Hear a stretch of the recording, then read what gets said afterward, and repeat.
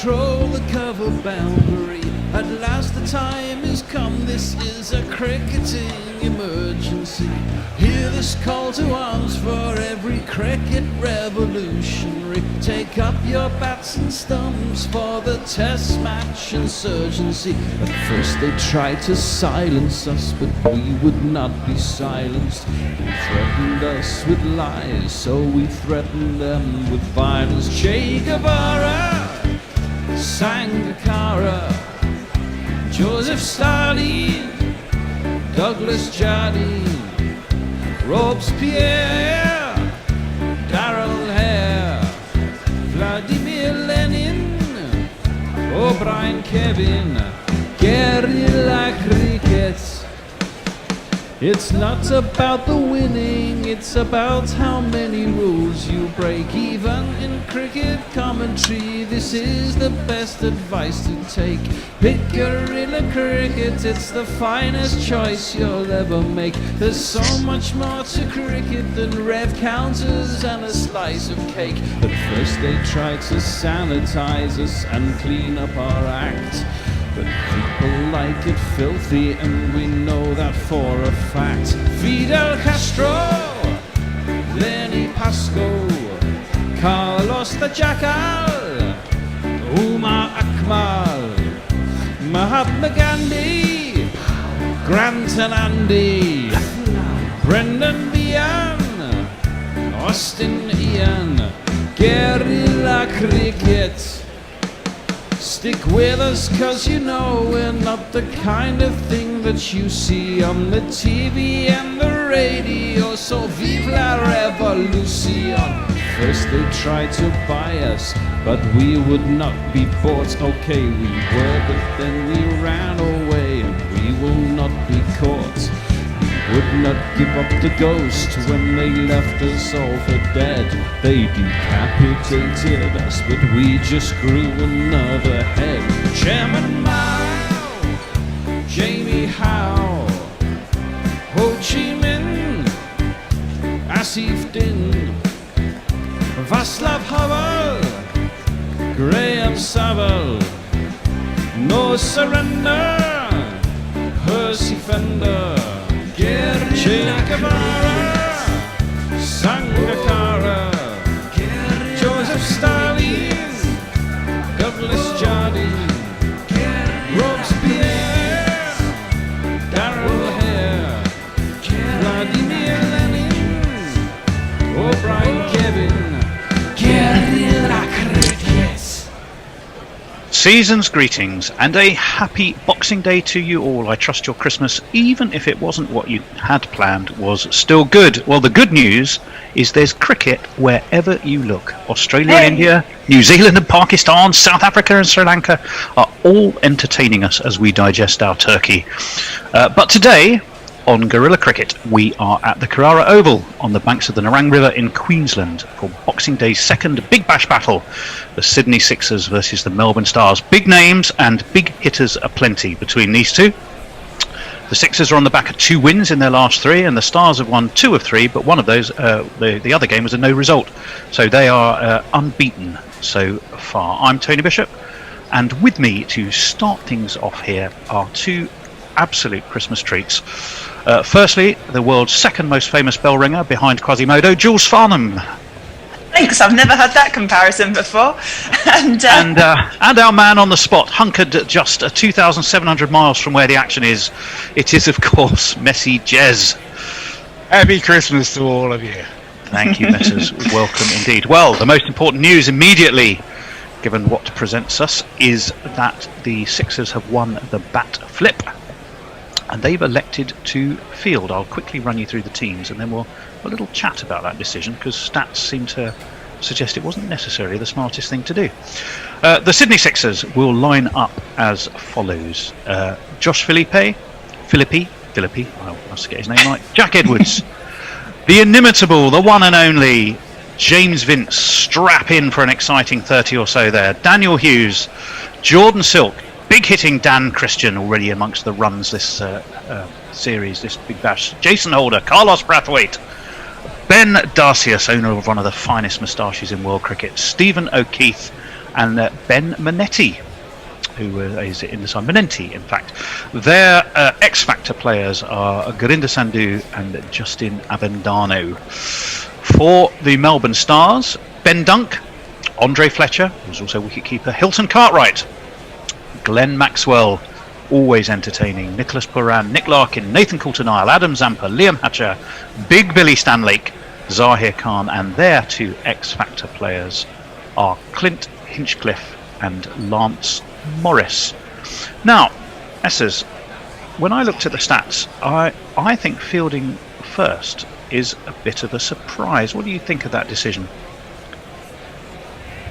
I think it's Boxing Day, and nobody wants to do any batting too early on, to be honest. I would have thought if you batted first, at least 9 of you can be sort of still digesting your Christmas pudding while the rest are doing the running around. No, the reason I ask is that when I looked over 10 years of domestic T20s at the Carrera Oval, now admittedly it's used very much as a second ground by Brisbane, isn't it? Yeah. But I do notice the Stars, I think, have won 3 times there. The Sixers have played there once, and I think they won as well. But the side batting first wins 67% of the time. Wow. Now, That's often, yeah, you often look at those stats, don't you? And you go 51 to, it's a bit like Brexit, 52 plays 48, and you go, well, there's literally next to nothing in it. But 67% is quite substantial, isn't it? I wonder if dew might have play a part in that. And this is an interesting game because, generally speaking, these games would start 2 hours earlier than this. Yeah. But because of the Test match and another BBL game today, this is starting at 20 past 8 Queensland time, which is 20 past 9 in Melbourne and Sydney. So it won't be finished till past midnight on the east coast of Australia. And wow. I think if there is dew, it'll affect both innings in this game. Well, I think you're probably right. And Jules, let's just, as the players are about to take the field, let's have a little recap, shall we, at how we feel about other results. Australia rolled for 195, damage done by Bumrah and Ashwin at the MCG. Bit of a surprise, Jules? Oh, you love to see it, don't you? But I mean, 10 years ago, it's actually interesting. Australia, I was looking because it was 10 years ago since it was that Ashes test where they got rolled out really cheaply by England. They just don't seem to do well on Boxing Day tests. True. Elsewhere, Mount Maunganui, New Zealand rolled serenely on the inevitable Kane Williamson into the 90s. Phenomenal. They were, I think, 222 for 3. South Africa were amongst the early wickets at Centurion against Sri Lanka. I noticed about 88, I think, for 3 when I last looked over my shoulder because that's playing behind me. I probably need to turn it off. 102 for 3 at lunch. Thank you. And then the earlier game, the Renegades well and truly lived up to their current form by getting absolutely pummeled by 129 runs in Canberra by the Thunder. It was an absolute submission, really, wasn't it? Anyway, we look like we are about to be good to go. Mm-hmm. Just going to pop things onto full screen so I can actually see what's going on. We were having a debate in the green room just before this was starting, just because of the length of all the T20 competitions. Is it actually losing its impetus? Because they're very one-sided games, and look at the game this morning. It was completely so skewed, and just the sheer length of it. Is it kind of starting to fizzle out? That was a debate we're having. So it'll be interesting with Guerrilla listeners listening in, or indeed any fellow commentators, on your thoughts on that. Is T20 starting to fizzle out? We'd like to hear from you. Did you know that Carrara is based on the original Aborigine word of which is Carrara but spelt with a K, K-A-R-A-R-A, which means long flat, which would seem to be your your basic summary of the current state of World T20 tournaments. Yeah. I was like, this is going to be one hell of a link, but he made it, and I'm loving that segue. Well, there you go. I do take your point. I'm a bit of a cricket nutter. I just find all cricket fairly exciting. If I'm cycling in the park and it's just a 4th 11 game for Hampton Hill that I happen to see, I'll stop and watch for a while. I'd regard that as a gross understatement, Tony. You're not a bit of a cricket nut. You are actually a cricket maniac. It's interesting what you say, Jules. At the same time as you're saying that, the IPL is about to expand by 2 extra teams to have 10 teams altogether. My solution for the BBL is actually to cut it by 2 teams to 6 teams, so they all play twice and get it done in 5 weeks. Rather than have that debate now, the 2 opening batsmen for the Stars are striding to the crease. It is Ben Dunk and West Indies' finest Andre David Stephen Fletcher. So let's jingle them up there. Fletcher, by golly, wow, you're the one who can smash it for 6 and 4. You've got that ammunition in your back, we know for sure. Andre Fletcher.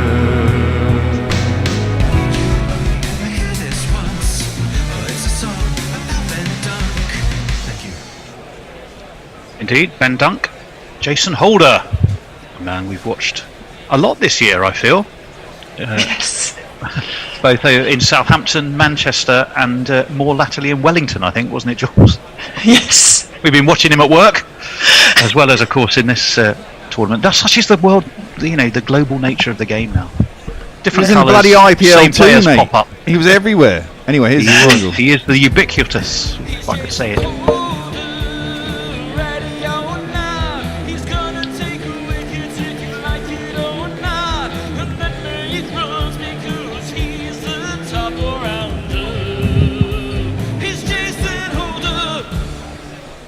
It is going to be Andre Fletcher who's just taking the knee with other players alongside, of course, Jason Holder. Andre Fletcher's going to take strike. One of the $1 million winners during the inaugural Stanford Super Series in Antigua was Andre Fletcher. Did he then lose his money though? Well, I think he did. He also got accused of a lack of awareness in the field. I'm not quite sure what that means. Of the field, which is why his international career kind of meandered a little bit and then sort of fizzled. I suppose if we'll wait and have that conversation later. Holder's in, right arm over, left outside of the off stump by Andre Fletcher. And through it goes to, is that our friend Philippi behind the stumps, Messrs? It is. It's the he's not fully Philip, but he's just a little bit Philippi, as we You're struggling with that one, aren't you, Tony? I don't know what it is about that name. I want to call him Felipe, you see, but it's not that, is it? Philippi, like Philippines. Education. Well, there you are. So we wait for Jason Holder, who's tossing the ball, having a good look. He looks as though he's trying to move his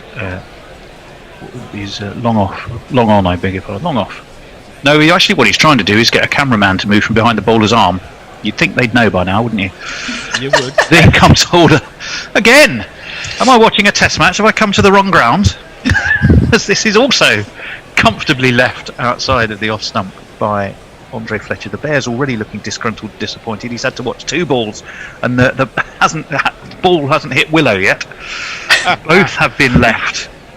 I'll let you know that Martin Lawrence is with us and says hello to all 3 of us. Hello, Martin. Oh, the legend. The legend. And that says, is. enjoy the game, let's hope it's closer than the first game. And he also says, Jules is a legend. Oh, Absolutely, she is a legend in her lunchtime. So in comes Holder. Oh! And that one leapt up at Fletcher's reared like a kicking horse, as a famous commentator once used to say. Did catch him by surprise though, Jules, didn't it? That one just popped up at him. Yeah, absolutely. He actually played it rather well, got on top of it, but it's been 3 dot balls to kick us off with. 4 dot balls. 3 what, sorry? I think we're at 4. I might have got too excited with my balls. I think you've seen 1 ball too many. Oh, getting too excited. Definitely 3 from what I've seen. 2 slips in place, not surprisingly, given the start. Well, and Andre Fletcher says, well, if you're going to do that, I'm going to loft it high over mid-wicket. It has gone for 4, much to the disgruntlement of the fielder down there on that deep mid-wicket boundary, because he got at least 1 hand to it and then slid with the ball into the boundary sponge for one of these. It's me, Sanshi. Do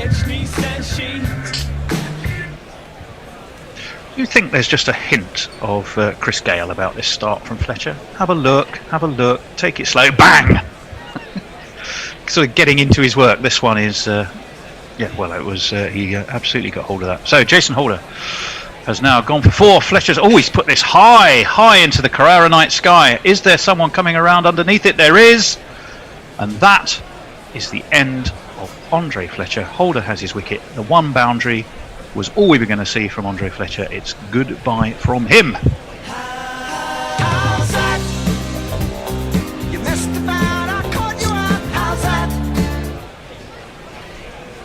A lot of Chris Gale about that, I'd say. His latter career. Apart from the fact that he was actually running when he was out. Well, if you look at it, I mean, what was it? 5 balls, right? Yeah, 5 balls. It was studious leave, one that reared up and surprised him, which he actually played really, I think, rather well, down onto his toes. Smacking a huge 4, which we thought was potentially a catch, but just about made it, and then tried to repeat the dose, high, and duly taken. Yeah, nicely taken by Dan Christian, because that really went high actually, and you're thinking, with those when they start sort of spinning around, and also under the lights as well. So no, decent catch. I like watching Dan Christian. I enjoyed watching him when he was with Middlesex. Speaking of which, there's another ex-Middlesex man at the crease. It's our friend Boss Cartwright, or Hilton, as to give him his full name.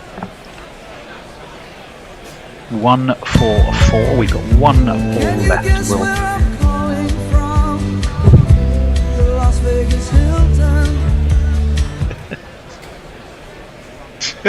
We never knew. I'll tell you what about Hilton Cartwright. When he was at Middlesex, I was never sure if he was.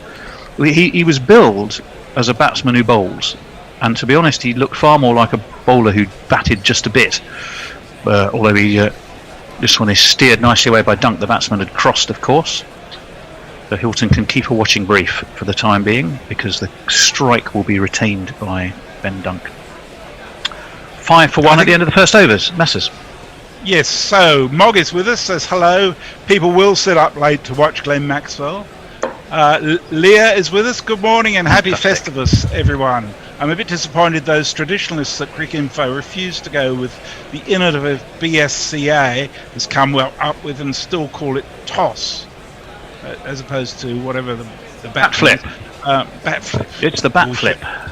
Yeah, it is. Holly Jessica points out to Jules that as an Australian, I do not, in fact, love to see it with Australia up to that. Sorry. I have a message for Holly Jessica as well. In that we have, the Bear and I have had a little chat about the best way to do a quiz after Christmas. So the plan is in motion. Oh, brilliant!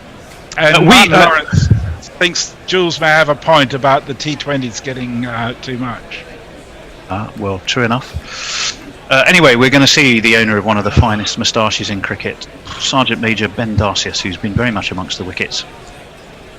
He's going to be left arm over to the left-handed Dunk. So it's all left-handers, all left-armers, and this one he leaves alone, taking a leaf out of the Fletcher coaching manual.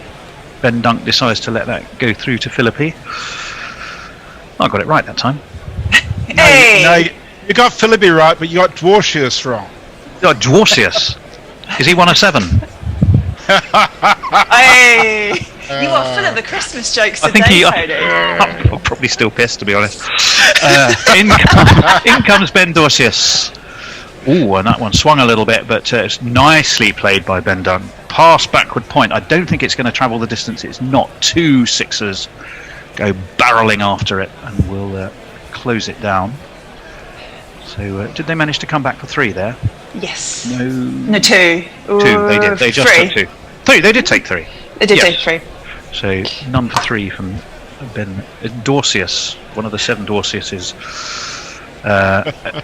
After 2 balls of his first over, Cartwright yet to score, but yet to face. He's got the chance to put that right now, as our Hilton.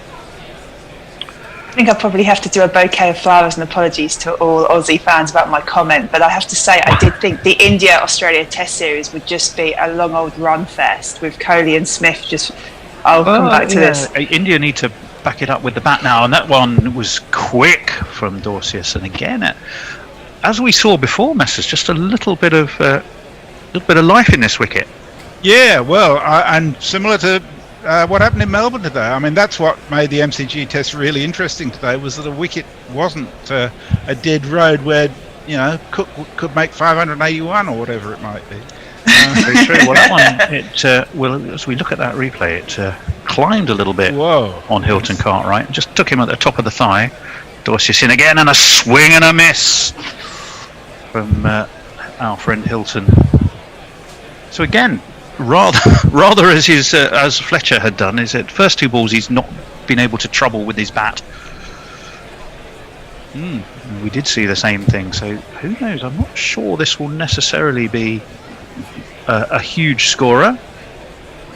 I'll just have a look in a second for average scores in T20s at the Carrera Oval.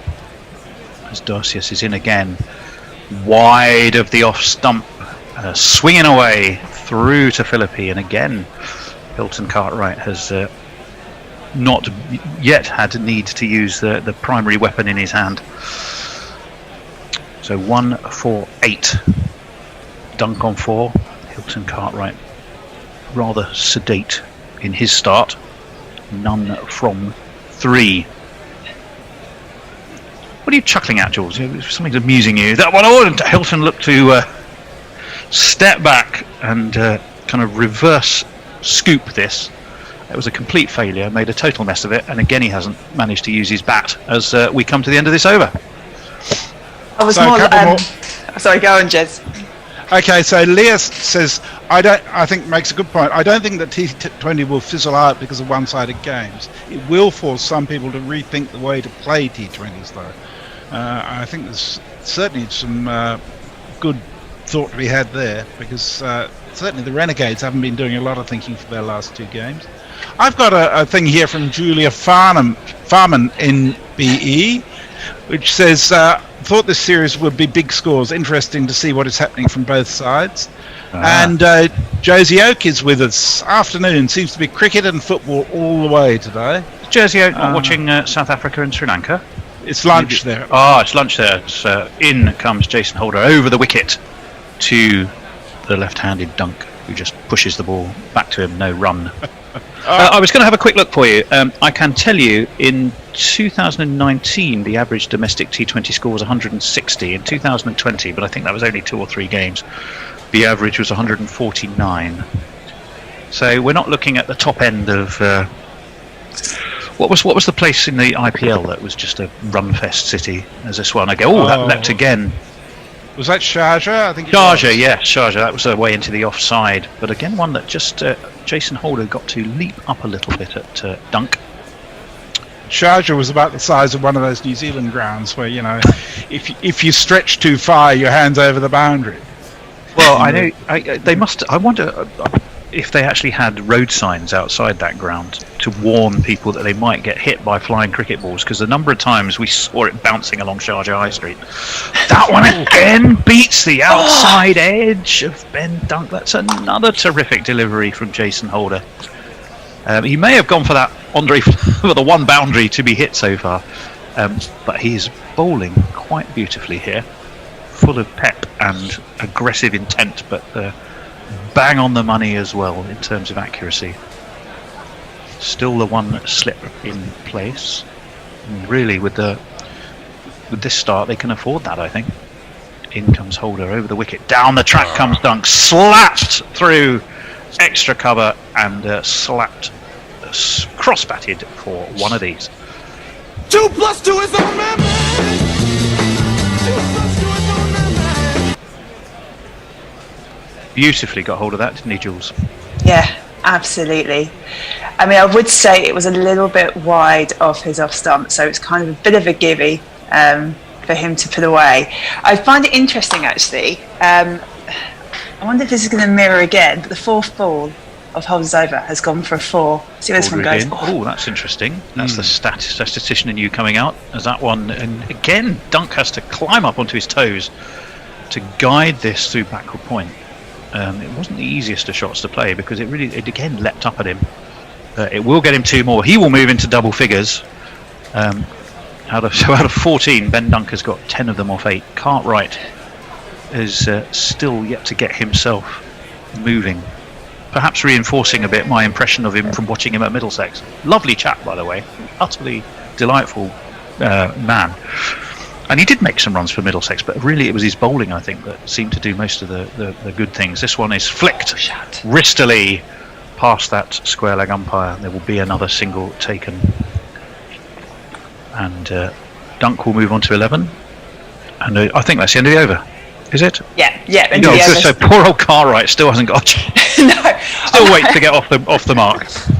So Mog wants to know that if we do the quiz, can he write some of the questions? And do they need to be about cricket? No, the way Bear and I had... Well, no, they don't. We're going to have a range of rounds. We're thinking of, I will say, asking people for a small donation to support our charity to enter. We're trying to think of the way that we can get the most people to do it. We were thinking potentially about 30. And we're going to do it as a bit like the cricket quizzes that we had, at the start of lockdown. So we're going to be relying on people's honesty, but we know that Guerrilla Cricket fans, followers and listeners are as honest as the day is long. So we have no concerns on that front. And it's just going to be for fun. You will get to people could pay a quid to pose a question as well, maybe. Well, we did. The other aspect is for an additional small sum of money, you will get the opportunity to challenge Knackle. Now we all know between us, don't tell anyone else. I'll just hold that thought for a minute. As Brathwaite is going to take out the attack and is meatily sent straight to mid-on by Ben Dunk. I was going to say, don't tell anyone else. We, amongst ourselves, know that Knackle isn't always right. In fact, he's quite often wrong. But he doesn't know that. Don't tell him that. Yeah. No, precisely. So the opportunity to tackle him head-on with a challenge Knackle question is going to be baked in as part of the entertainment. And we're going to try and do it leading up to the start of the Sri Lanka test, so we need to get on the case pretty quickly after Christmas. But the Bear and I did have a meeting which followed the pattern of most of the meetings, where I come up with an idea and then the Bear swears at me and tells me why we can't do it for 10 minutes before figuring out ways that we can. As Brathwaite comes around the wicket and Dunk forward again. So Brathwaite really has taken up where Jason Holder had left off, and to a certain extent also Ben Dorsius, just pitching slightly short of a length and using the life that's in the wicket. Bear, I think you want to jingle Carlos Brathwaite. Fantastic. Every breath you take, every stroke you make, every back again. Ooh, and that one again climbed and caught Ben Dunk probably just below his midriff. Lively wicket, Jules. Yeah, just a bit. I think. Yeah, giving some real thought to the batsmen at the moment, trying to react to this. If they it's obvious, but if they go wide of off stump, they're able to get forwards quite easily. But if you get it right, just in front of off stump, it's causing all kinds of bother. It's great to see. Brathwaite bowling nicely. 3 balls. 3 dots for him so far. Returns to the sixes for BBL 10 after playing 4 games for the club in BBL 7, actually. This one is, though, offered some width, and Hilton Cartwright has got himself off and running with a 4 through extra cover. Off the 4th ball of the over. Off the 4th ball of the over, Jules. I hope you're making note of this. Incidentally, your scorecard, we did post on Twitter. It got a lot of interesting and sometimes sympathetic reaction. Why is this nutcase doing the scoring? No, I genuinely, I still have it on my phone. I keep it as a work of art. Brathwaite in, cut by Cartwright, cut straight to, where is he? Cover, I suppose. 24-1. Leo wonders if it's a bad sign for our T20 game that the run rate is lower than the Sri Lanka-South Africa test match. Great one. Yes, it was Okay, it's a good, well-placed field there, as Cartwright, as ever, in the time-honoured tradition of batsmen, smacks the ball, mishits it, finds the fielder, and then looks at his bat as though it's entirely the bat's fault.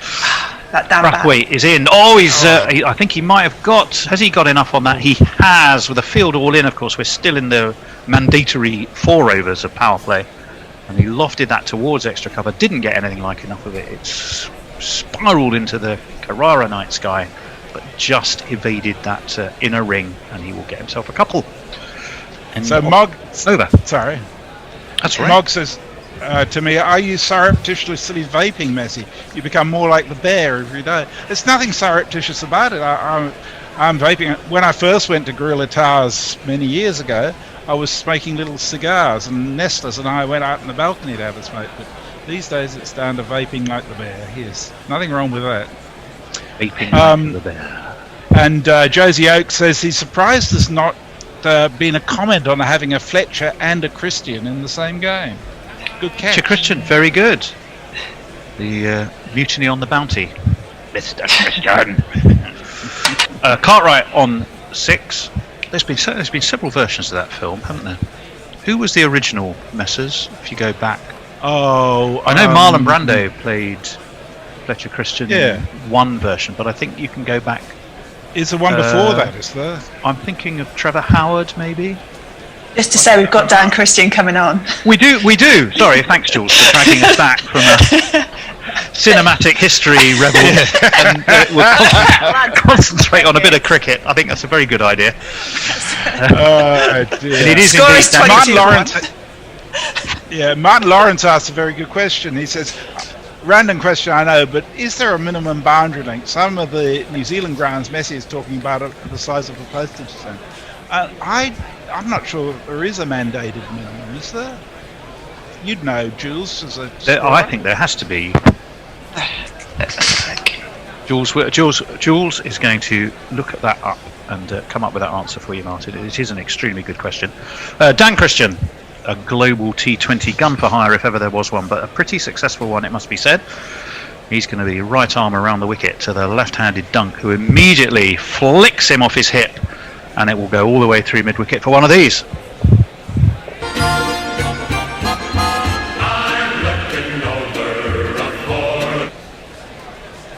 He's played for, has Dan Christian, 16 different franchising tournaments around the world, made 11 finals and won a staggering 7 titles. I regard him as the most valuable player to have because he's always going to bowl 4 decent overs and he bats well. He does. He is a terrific player, and possibly the way you said that, underrated. This is sort of squirted out from under his feet by Ben Dunk to backward point, and he won't get a run on this occasion. Jabubu. I bet. What was that?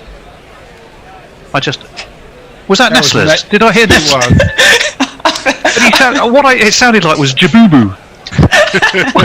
All I heard was Jabubu. It's like some sort of weird Nestlers language. Christian, round the wicket, pulled again off his hip by Dunk. He seems to like that shot, but he's pulled it straight to backward square leg, one bounce, and they will take a single. So he was talking to the cat.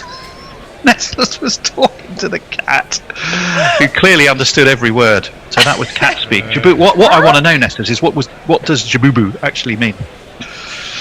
Is it a type of food? Is it the cat's name? Are you putting some sort of weird curse on it? Jabubu. Cartwright 6, Ben Dunk 16, none for 5 of 3 balls of this Dan Christian, the eternal journeyman of World T20 tournaments, as this one is pulled by Cartwright. He'll get himself a single down to backward square leg. The cat walked across Nestlers' keyboard and unmuted him.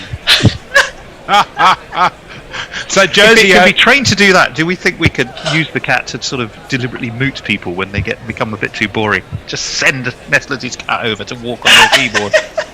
Knuckle, we don't want to hear that fact. Send the cat to walk on the keyboard. Oh dear. 28 for 1. Josie Oak says he's eating Stalin, just to annoy Trump supporters who generally think the election was stolen. And Hey! again, down the track comes Dunk. Doesn't really get hold of this. Sort of had to adjust his shot, didn't he, Jules? He looked like he was going full-blooded for a fetch over mid-wicket, and then kind of just Shuffled stopped back. just a guy ended up sort of having to dead bat it away into the offside. But he And does Holly get Jolly Jessica makes a very good point that we need a name for the virtual trophy for the winner of the quiz night. all details will be revealed. I think that is a task that's sitting squarely on my very soon after today to-do list. Maybe Because somebody the could pay bear for says the I can do sponsorship anything. You rights. just tell me how it needs to happen. But he told me what I couldn't do. This is very common. What can't you do? I wanna Very know. common of a conversation I have with the bear with my ideas, which tend to be a bit sort of wide-angled and unachievable. And he sort of narrows them down for me. And this one is steered nicely by Cartwright, but there is a man down there on the cover boundary. It will just be another single. Speaking of the bear, and speaking of the technical wizardry that keeps us on the air, it will be his voice that you are about to hear as we finish the 5 overs, and I'm going to have a wee break. Indeed. Yeah, well, you're staying on, aren't you, Messrs? I'll tell you about Tony's idea. Tony's ideas are always really convoluted and, overly complicated. Just needs to keep them simple. Can everyone hear me? Where's everyone gone? Yep. All right. Yep. okay. I'm still here. Tone's still sitting in the middle. Get off Tony, screen, go Tone. away. Tone, go away. Oh, for Oh, God's for sake. He crying hasn't out taken loud. his medication again. Oh, for fuck's sake! Someone's sending him a message. He's just walked. He's walking off out through the screen, shouting at somebody. You're still on screen, Tone. Anyway, first ball, the next over. Dorcius? Is that how you pronounce it? He says. Yes, that's right. Dorcius slaps that over mid-wicket for 6 runs. Nice shot. It's a length ball, and it pretty much got what it deserved. Having been struck by the bats, the ball pitches beyond the boundary. It's a 6. So, I have to admit, I've not watched any BBL before today, and this is the 15th game. What I will say about this, as Dorcius slaps that again, it's all cross-batted stuff. Seen a lot of that over the last 5 months, 4 months. Straight to mid-wicket. There's no runs. There's a lot of horrible tashes out there, man. Oh yes. Jesus That's the Christ! worst. What's going on in Australia? Everyone's got bloody horrible tashes. I was hoping it'd come to the end at the end of November, but It's apparently not. absolutely Is filthy. it Movember? It was, yeah. It's quite frankly a disgrace. Next ball, Duartius. He's got top edge on that though. Is there going to someone coming in? Yeah, there is. It's going to be a nice and easy catch. Catches it above his eye line, hands up, Australian style, which I noticed someone didn't do earlier. I didn't see who caught that. But anyway, Duartius has got himself a wicket, and Cartwright has got himself out for 14. Sorry, I've been saying that Cartwright is Dorcius, haven't I? Smashing sixes. Yep. It's a bit poor. No one picked me up on that. That's not very good of you guys. I'm sorry to say. Yeah. Sorry. We allow you to make mistakes so you can learn from them. Yeah, all right. That's a wicket anyway. I'll get myself together now. I won't look back, 'cause by the time that I do, you'll be gone. What I did notice, and I having watched all the IPL in in the UAE, and I suppose the South African pitches weren't that quick. This looks like a nice, hard, fast pitch. Ball's coming on. Certainly a fair bit of bounce. There's hardly any grass on it. It's a very light shade of sand colour. It looks pretty hard and fast. I think there's a bit more bounce than they're expecting in it, though. Quite possibly. Well, the next man in is Nick Larkin. Oh. What can you tell me about him, Mrs.? You're Australian. Well, I was getting all ready for Glenn Maxwell to come in. I'm not sure why Larkin's in. Maxwell's obviously keen to do the last 5 overs. So Nick Larkin's been around for a while and occasionally does well in the BBL, but just I'd say another journeyman. Well, there's a lot of those in these kinds of competitions. That's whipped out through mid-wicket. and they'll just be the single. We'll give them a quick jingle. Well, it's not that quick. It's 33 seconds long. I might cut it.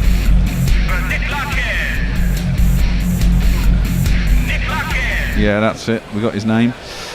Yeah, well, I mean, that conversation that we were having just before the start of play, is there too much T20? I mean, for me, there is. Part of the reason I've not watched any of this, and as Dorsis is in, thick outside edge, goes down towards third man, and Jason Holder is down there. There is just one run. The competitions are too long. The games are so samey. And I've watched an awful lot of it over the last 4 months, and quite frankly, I don't find it very interesting anymore. It's really interesting that they just keep going on and on and on, and people keep watching it on TV, and if they could, they'd be there in person, so I guess that's what keeps it going. Yeah, I guess it is. But isn't the BBL still losing money? As Dunk ramps that down towards third man, he'll get himself a single. I don't know. It all depends on the TV rights, because Channel 7 covers about 2/3 of the games. Foxtel covers all of them, and it's. I think they're probably covering their costs, but there's an ongoing dispute between the Cricket Australia and Channel 7 over what's going on during this whole fiasco with COVID. But generally speaking, in Australia, I think people are tired of it just taking so long. Well, that's the thing. I'll tell you one thing. Dan DiCastro is not tired of Jules. It says Jules has a captivating smile, so adorable, so gorgeous and brilliant. Aussie's weird conundrum. Smith their best player, but Warner their most important. Smith doesn't score when Warner not there.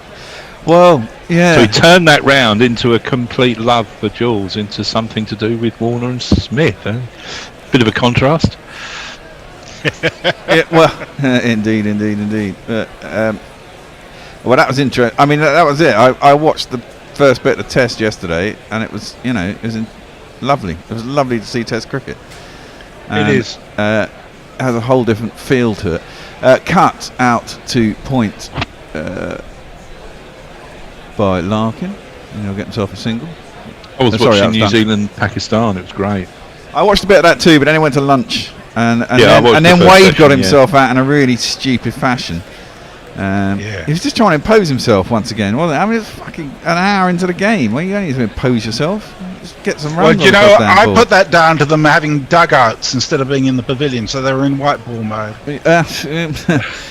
Quite possibly. That one is just pumped up to long on. It'll be a single. They're big pitches out in Australia as well, big squares. The other thing you see in the IPL and everything, it's tiny little pitches. And there's always such big outfields in Australia. I like that. Gives the bowlers a little bit more of a chance for the miss hits. Don't go for six. I think that's right. Oh dear. Whoa. Horrible shot, trying to work into the inside dunk. I think he got a leading edge.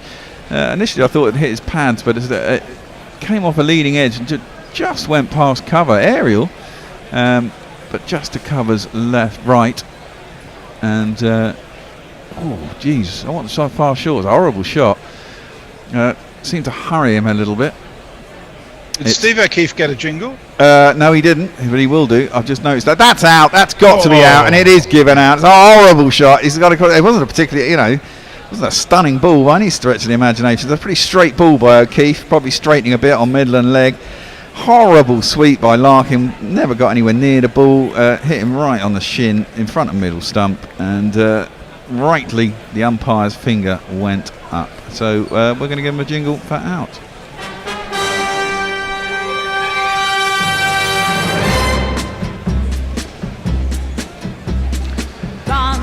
And then we're going to give Steve O'Keefe a jingle.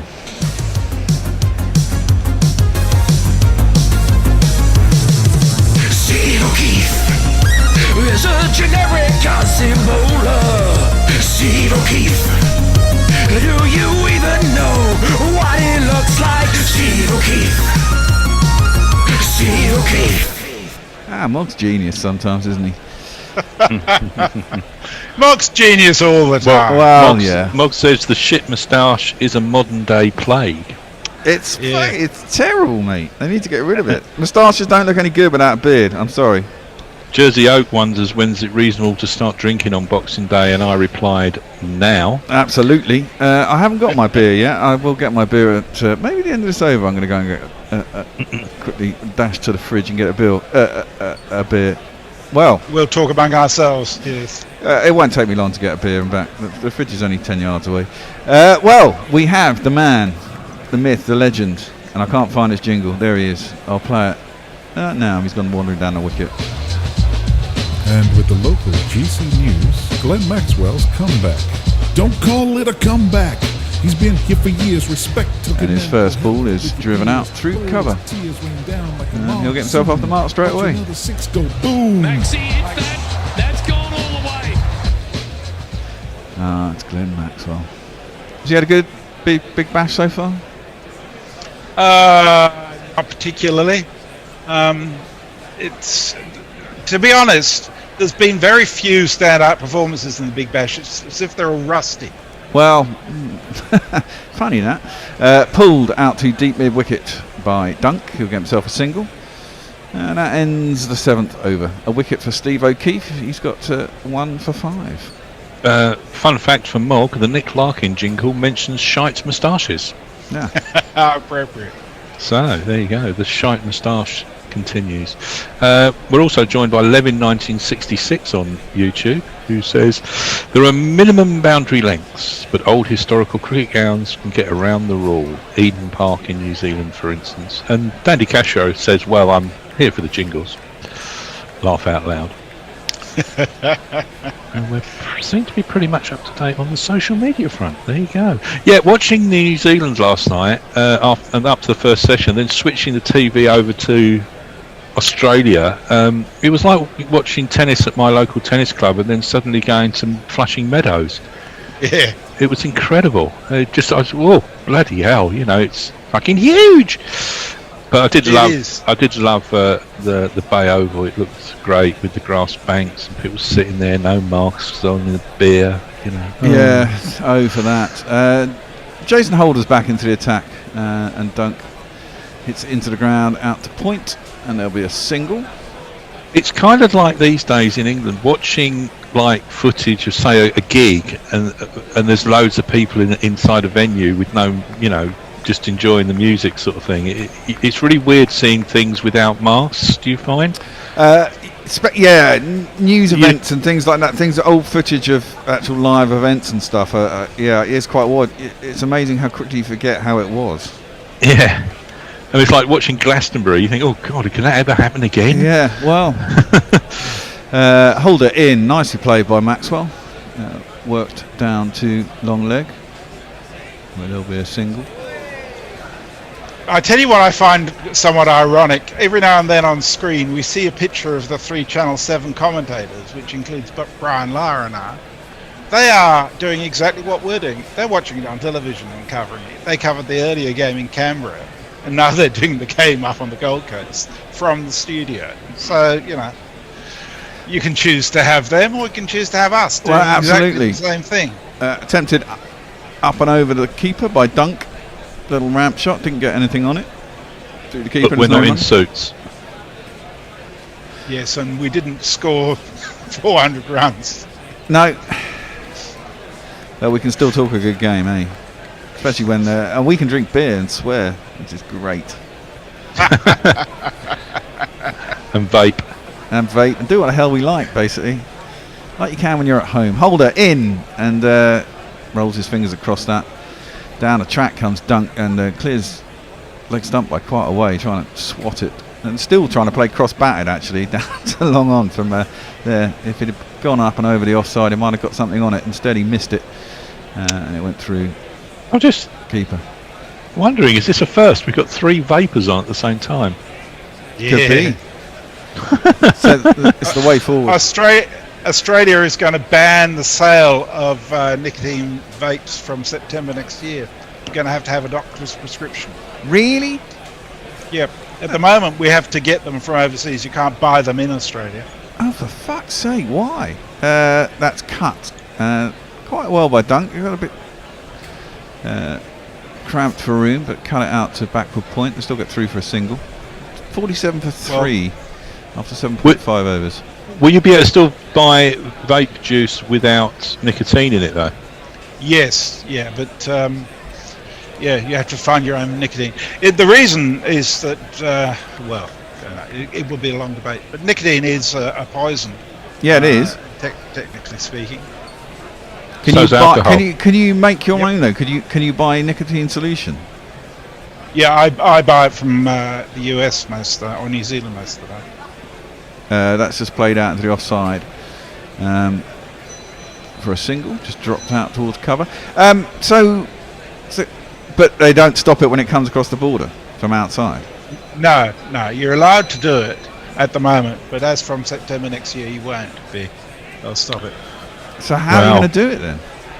That's such a draconian. Well, I've got 2 years supply now. Blimey. Martin Norris sends us a tweet from Scott Bailey who says only 4 Big Bash games have been decided by 100 runs or more in 10 years of the Big Bash. The Renegades have lost all 4 of them, including the competition's 2 biggest defeats in the space of 2 weeks. Dear oh dear. And the Bear wasn't watching either of them, which is unusual. No. Oh no, I watched the end of the game this morning. That was an absolute massacre. That was a shambles. Well, Steve O'Keefe's going to continue. 9th over, 3 for 48. Or 48 for 3. Maxwell's on 3 off 3. Dunk 24 off 25. You're going to have to explain some rules to me as well, actually. I need to ask you some questions, messages. That is cut out to point and there's no run. So what's the power surge? That's the extra 2 overs, yeah? Yeah, so instead of being overs 5 and 6, you can pick as a batting side when you're going to have those other 2 overs. So basically like ODIs back in the day when you had that extra weird 5 overs you could choose as a power play.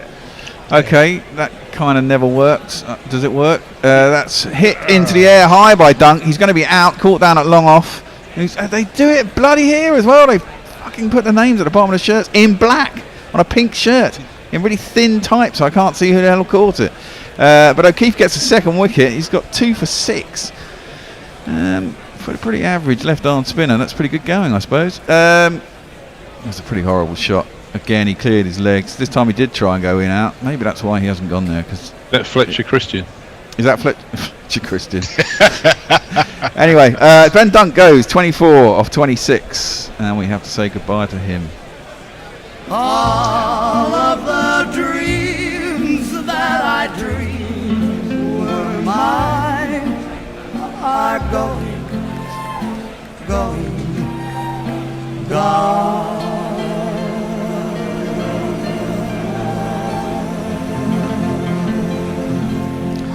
There's something very typical Australian to my mind with the advertising. Aussie broadband. Yeah. It's so basic. It's not like, Comtel, with Aussie broadband, mate.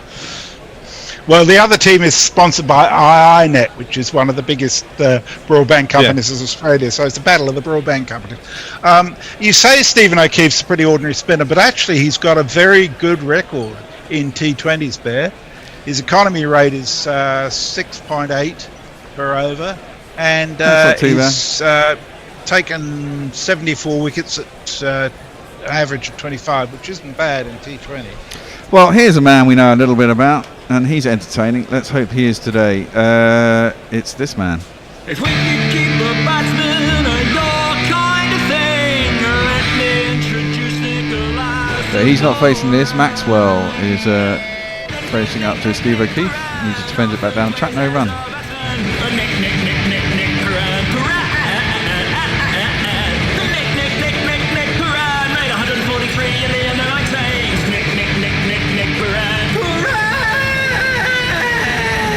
Well, these two could make it very interesting. I mean, these two could certainly blast it around. If they blast it around for 12 overs, fancy 170, 180. But let's see.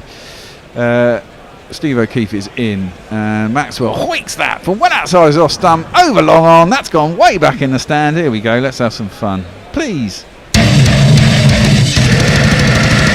I mean, that was just a hoik, but it was a very strong hoik. Jesus, he got a hold of that. So the timing of this could be quite important, because one of the other rule changes, Bear, is that there is a point up for offer for whoever's winning after 10 overs. Yeah, what? Yeah, fuck me. What is that? Well, I mean, I suppose that makes things. That adds a little bit. That is something I can actually get behind, because that's gone straight on the arm. It's better than net run rate. It's certainly better than net run rate, and also it adds something to go for the game. Even if you're, I mean, you could be 6 down, and then you can send someone in and go, right, we're going to get a bonus point. Can you just hoik it for 3 overs, please? And if you can, even if you're going to lose, you get a point. I can see something in that. Maybe it should be a bit later. By the way, GPL was open today. I think it's open for another 15 minutes. And Steve O'Keefe is in. Clipped round a corner by Maxwell. Gets himself a single. Moves to 11 off 8. Poorhan's yet to take a ball. You know what? I don't think I'd ever seen Nicholas Poorhan without a helmet. I didn't know what he looked like. Well, he had it in his hand as he walked on, and then he left it, and now some bloke's brought it to him. There you go. Oh, is he not going to do that every over, is he? Oh, God. I like his beard. Go on there. He's got a very good beard. Go on there, Sliz. Hang on.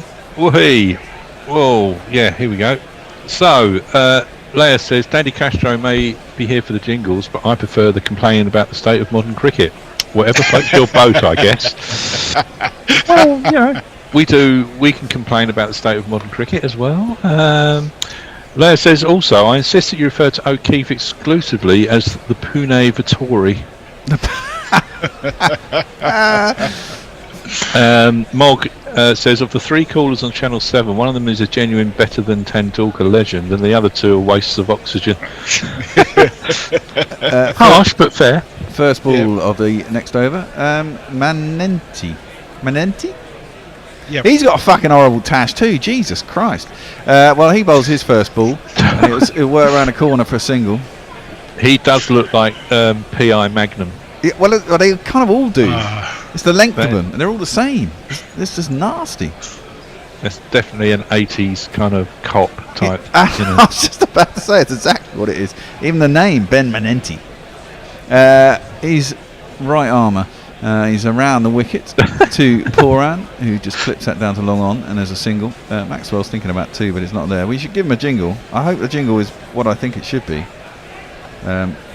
Well, generically anyway. Let's have a listen. Oh no, not he. He never lost control. He presents that face. Ben Manenti's solid wood. No, it's nothing like. It should have been cleaning windows type thing, really. Or Z cars. That's clipped out towards mid wicket by Maxwell. Tried to give it a big heave ho. Got a bit bottom hand on it. Went past the man. It's sort of wide mid wicket out to the boundary. It'll be a single. Lara's having a chat with someone in the studio. That's defended out to cover. No run. 4 balls gone. 3 runs taken. Messi, is that your back garden, the backdrop? Yeah. That was the Kangaroos there last year, wasn't it? Or 2 years ago. Yeah. Time flies. Clipped out through a vacant mid wicket. Got it right back there. And there's a single. By the way, my backdrop is not my back garden. Oh no, it's Die Hard, isn't it? Well, it's a Christmas backdrop, you know. Oh dear. Well, I watched it yesterday. Typing change says vapes are banned in Hong Kong as well. This is annoying. These are places I can't go in the world because I'm a total nicotine addict. Clipped out through mid wicket. It's vacant, and that annoys me. And it'll be a single out to the man in the deep. So has there been a sort of, as what happened with ODIs, everyone, as soon as they could take, is there a period you can't take the extra 2 overs? Or can you take them any time? No, there isn't. You can take the last 2 overs if you want to. Okay. But the other rule change, which I don't have any time for, is what occurs right now. After 10 overs of the game, either side can swap one of their players for another one. If that player hasn't bowled more than 1 over or hasn't batted. I frankly don't see the point of it. I'm not sure it's been used that much either, has it, that one? I think it's been what are you used doing once here, or Tone? twice. So I'm due to take a break, aren't I? So I better bugger off. So am I. Thank you, Messrs. Oh, okay. Thank you, Bear. Magnificent. Catch you later. and I am joined by the inimitable Nestlers, who's staying on, in fact, aren't you, Nestlers? I am. I'm summarising. Jules is on social media. We're up to date a bit, Jules. Jules will you should check out YouTube because you've got a big fan. Well, I've got a question. Oh, I'm sure she has many big fans. I have a question for you both. What makes this, and you might, unless you spoke about it while I was off doing other things, what is this ground probably most famous for from an English cricket perspective? The Carrera Oval. Bodyline? Nope. Jules, do you want to hazard a guess at what makes the Carrera Oval famous for English cricket fans? We are, by the way, having a drinks break. This is why I'm positing this question. You're not missing any action, but we can tell you that the score currently is 61 for 4. No clue. No clue? No clue. No. Okay, let me see if I can give you a clue, and then we'll see if it anyone wants to cricket? tweet in the answer. It is definitely cricket related. Right. Okay. You also need to you need to look up. If you were stood at the ground, you'd need to be looking up to have seen the event that I'm thinking of. Oh, it's where David Gower flew the plane. Yes, it was in 1991. Actually, it was the first time that it had been used for ground outside of the Gabba had been used for a first-class game, and it was a stateside versus England 11 in 1991, and that's when David Gower and John Morris did their Tiger Moth flyby. So where did you get hold of a Tiger Moth, for God's sake? Well, I'll just search on the internet. I'll casually hire it out as you do. Yeah. You get Spitfires as well. You can. They're very expensive because I looked at that. I need to tell you. I've flown in a Spitfire. Oh, have you really? Oh, that would be one of my dreams to do that. But let's move on. Fucking terrifying. Yes. Well, I need to tell you about one of my Christmas presents, which is also fairly terrifying. And I'm bad with heights. Oh, hello. Well, it's parachuting or bungee jumping, but, then, isn't it? It isn't. It's not quite as dramatic as that, but it's something I'm really looking forward to doing, but with some trepidation at the same time. Maxwell is going to be on strike. He's going to be facing, remember the name, Carlos Brathwaite. Right arm over. In he comes. Pulled by Maxwell past the square leg umpire, and will take a single. The umpires today, by the way, are Greg Davidson and Philip Gillespie. Philip Gillespie, actually rather interesting, comes from Frankston in Victoria. When he's not umpiring, he's a police officer in the Victoria PD.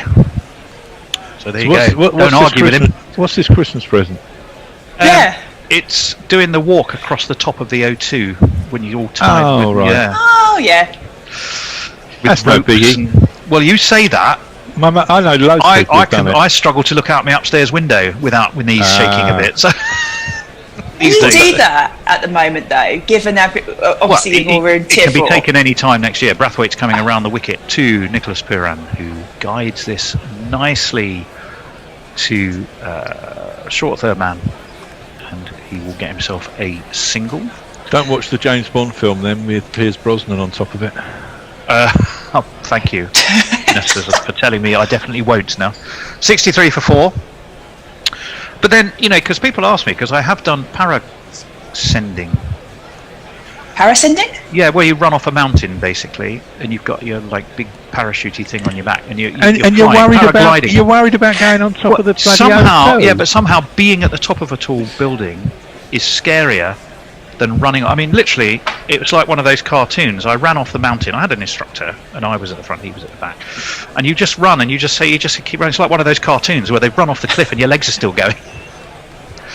And it was magnificent. About a 30-minute flight, riding the eddies. Brathwaite's going to be in.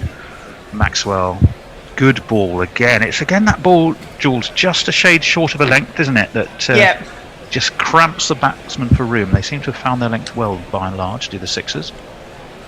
Yeah, they absolutely have. 15 for Maxwell, 3 for Nicholas Pooran, exciting player from Trinidad, of course. This one is forward. Why is that funny? Now I'm at a complete loss. I'm switched reading away to the Mog's. offside. I'm reading Mog's tweets. I was going to say, if Trinidad is sort of suddenly makes you burst out into fits of giggles, I'll start naming a few other West Indian islands and see what happens. To be fair, they tend to bring a smile on my face, but no. Well, they do, because I was they laughing at Mog's tweet that's just come through. Oh Lord, I dread to think. Brathwaite turns at the top of his mark, bowling again to Maxwell, who has a swing and a miss. Little bit of movement in the air as well. Has he got an edge there? I don't think he has. Philippe's chew. He's a frantic chewer, is Philippe. But no, there was no edge. I know why you keep calling him Felipe. Why is that? Well, it's mostly football, isn't it? Ah, could be. They're all called Felipe. Brathwaite is driven away through cover by Maxwell. He will get a single. Or F1, Felipe Massa. Yes. I don't watch. I mean, yes, I watch some Formula One. I'm not quite as transfixed by it as I know you are. Anyway, it's the end of the over, so let's catch up on some messages. I want to know what's causing Jules to giggle that Mog has mischievously done now. I mean, Mog is literally, if we had a swear box for Mog and the bear, we would literally nail the charity fundraising. We'd have to up the target, that's for sure, to about 30 million. He wasn't so impressed about the bear stating we should have certain tunes for some of the players' jingles. And he says, damn, now I know that Jules is reading the tweets, I feel like I should have ameliorated my tone in that last message. You see, you see what you do, Jules? You cause people to think twice about the fruitiness of their language when you are the tweet reader. PC Jules. PC Jules. No, he's. I think you'll find he's one of the umpires today. That's a very good point. If only they knew the truth. Well, very much so. Very much so. Gurinder Sandhu. Now, hang on. Does that mean we have a power play sub in place? I think we do, don't we? Not a power play sub. What do they call them? It's a wide anyway. So that was a fine decision. Great move. That's like the equivalent of bringing a sub on at football and immediately conceding a goal. Sandhu has pushed his first ball as a super sub or whatever they're called wide of the leg stump and has gone for a wide, I'm afraid. We would play a jingle. No, the bear has gone on a trip to the woods or the fridge or both normally and has vacated his post. This one is better and steered away to mid-on. They will take a single. Now, if you're a man of a certain age, Tony, if you say the word super sub, what name immediately comes to your mind? Yes, there you go. Or David, Highway. Fairclough. Fairclough or Hall. Highway and Hall. Big Bamba, Little Bamba. What was Hall's first It was name? it was always Fairclough. He was the original Fairclough super probably was the original one named as super sub. Ginger Wonder. 66 for 4 are the stars. 17 for Maxwell, 3 for Pooran. Sandhu, the super sub we were talking about, and he gets an inside edge, does Pooran, and they will get a single as it sort of trickles away down to long leg. But better ball. So after that first shocker, he seems to have found his length a little bit, doesn't he, Jules? Yeah, I'm trying to work out why he's your X Factor player. Well, more importantly, as importantly, who's gone off? The 80s cop. The 80s cop. Hang on, you have to remind me who that was in a moment. Manenti. Oh, Manenti. Sandhu whipped nicely backward of the square leg. There is a man down there. It's Brathwaite, and they will take a single again.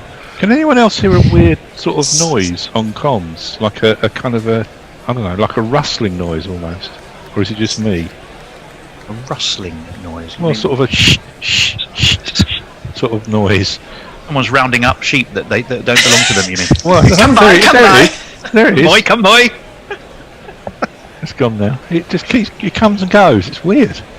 Marvellous. No. I think you'll find that is unique to newly locked down Essex, mate. Well, it's in my headphone. Not happening in Claygate. Oh, that was short again. That's those short balls, Jules, isn't it? And that one, I think, might just have caught a Pooran on the helmet. I'm not sure he knew too much about that. We've got a concussion. Yeah. And we will therefore inevitably need a short. He looks utterly untroubled. Yeah, but Messi can hear the rustling noise as well. Well, we'll have to ask the technical department. There you go. There it is. Oh, no, I heard that. Yes. Is it me? I think it might be you. Is it? Are you doing something with your mic? I've now put it nearer to my. But you're holding it.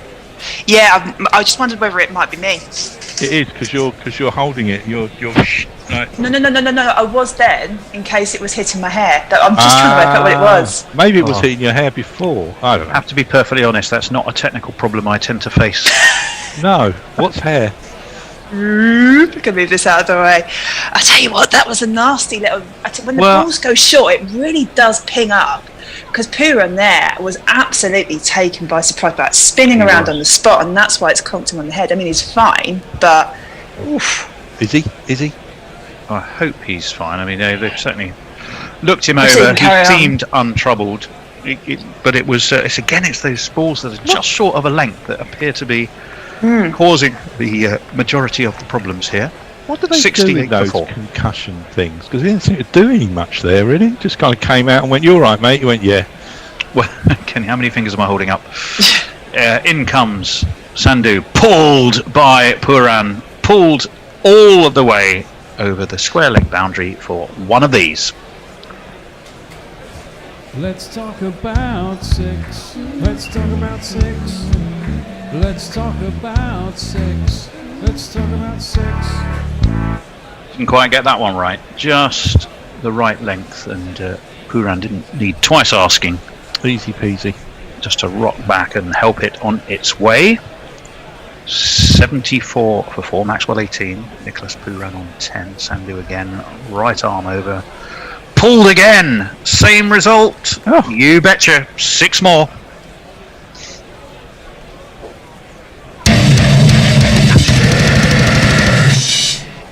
Buffet ball. Buffet balling. It was. He's meant to be your X Factor player, and he's given away, let's have a look at this, 12, 13, 14, 15, 16 runs in his first over. It's the most of any bowler in this match. Great X Factor. Well done. Sorry. Well, you see, that's just the thing, isn't it? I mean, it's like, if I quite often, for some reason, we sort of bring analogies back to football, but it's like if you bring a player on in the last minute because you're expecting a penalty shootout and then he goes and misses his penalty. There is that additional weight of expectation if you are brought on with the spotlight right on you. And I wonder if Sandhu is just feeling just a little bit of that, to be honest. Oh, there's something going on. We are. We are going to have. This will excite the bear. We have the next power play. What do they call it? The voluntary power play overs. It's the knackle play when he's trying to get a jingle play. Yeah, it is. But no, isn't it called the power? What do they surge? call the power play? The extra power play. I thought it's called the power surge, isn't it, or something? The power surge. Yes, it's the power surge. I think someone sent in a jingle for it, but I have no idea. Which is actually written on the screen in front of us. But there we go. So they've taken a power surge. Dan Christian is being surged at, and he has bowled the most ludicrous piece of filth you will ever see in your life. I think he was looking for a slower ball. What he did was actually basically lob it at head height wide of poor old Glenn Maxwell's leg side. Maxwell just stood there with a look of total bemusement on his face. And Dan Christian and we see a sort of a cartoon of Colonel Sanders waving his fingers, admonishing the complete lunacy of that awful delivery from poor old. Free hit. So it is going to be a free hit. In comes Christian. Maxwell tries to swing himself off his feet. He looks to the night sky. Where's the ball? By his ankle. So I'm afraid that didn't go too well either. We have a jingle for the power surge. He's got a jingle. Goes like this. Ooh, fantastic.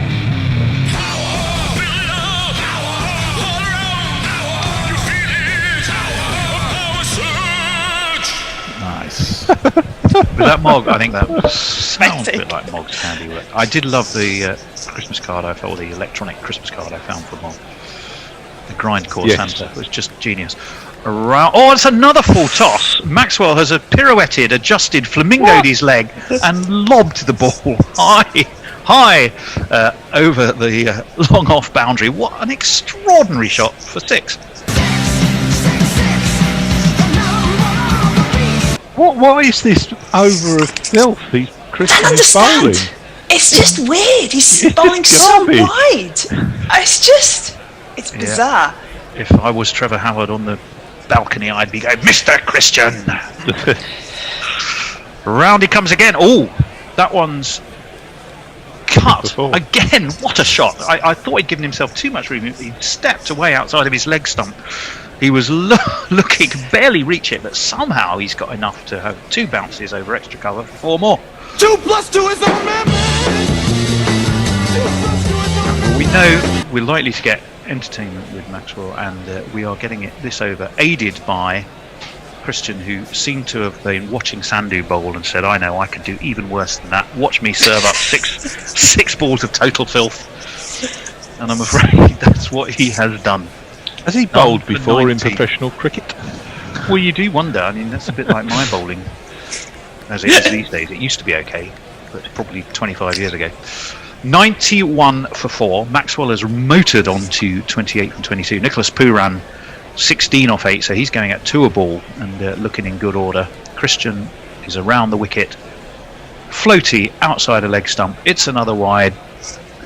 The wings are spread wide by one of the umpires. I think that's umpire Davidson rather than our PC umpire. PC in the sense that he's a policeman in Victoria, not that he's extremely politically correct, though of course he may be. It's 92 for 4. Are you alright, Jules? Yeah, I'm fine. Just laughing at you. Yeah, sadly I seem to have that effect. In comes Christian, round the wicket again, pulled by Maxwell. He's got hold of that. It's away down past long leg, and it's 4 more. 1, 2, 3, 4. Was that an attempted bouncer? Well, I don't know what. Well, for someone who's normally so proficient in this form of cricket, Christian, the wheel seems to he's completely lost his radar, hasn't he? In this over, it's been an absolute shocker. But clearly, the Stars probably had this period targeted. And again, you see, you have the fantastic, the power surge idea. It just makes the psychology different for both bowler and batsman. Well played by Maxwell. That one was very clever. He just advanced down the track. Christian saw him coming, speared it in at his toes, but Maxwell was still able just to steer it away to mid-wicket for a single. Wait to hear what Twitter thinks of this over. Well, I'm sure they will tell us. One ball, we will catch up on all of our social media messages. 48 runs from 30 balls, this partnership. Assisted in a large part by Dan Christian and Gurinder Sandhu, both of whom who have bowled absolute shockers of overs. 25, none for 25 for Dan Christian. And 17 have been in this over. Yeah, 17 in this over, which Jules will be marking in her inimitable style in the doctor's prescription writing on a scorecard. Up high goes this one from Pooran. Does he have it all? Oh, yes he does. It's 6 more. Back over the bowler's head.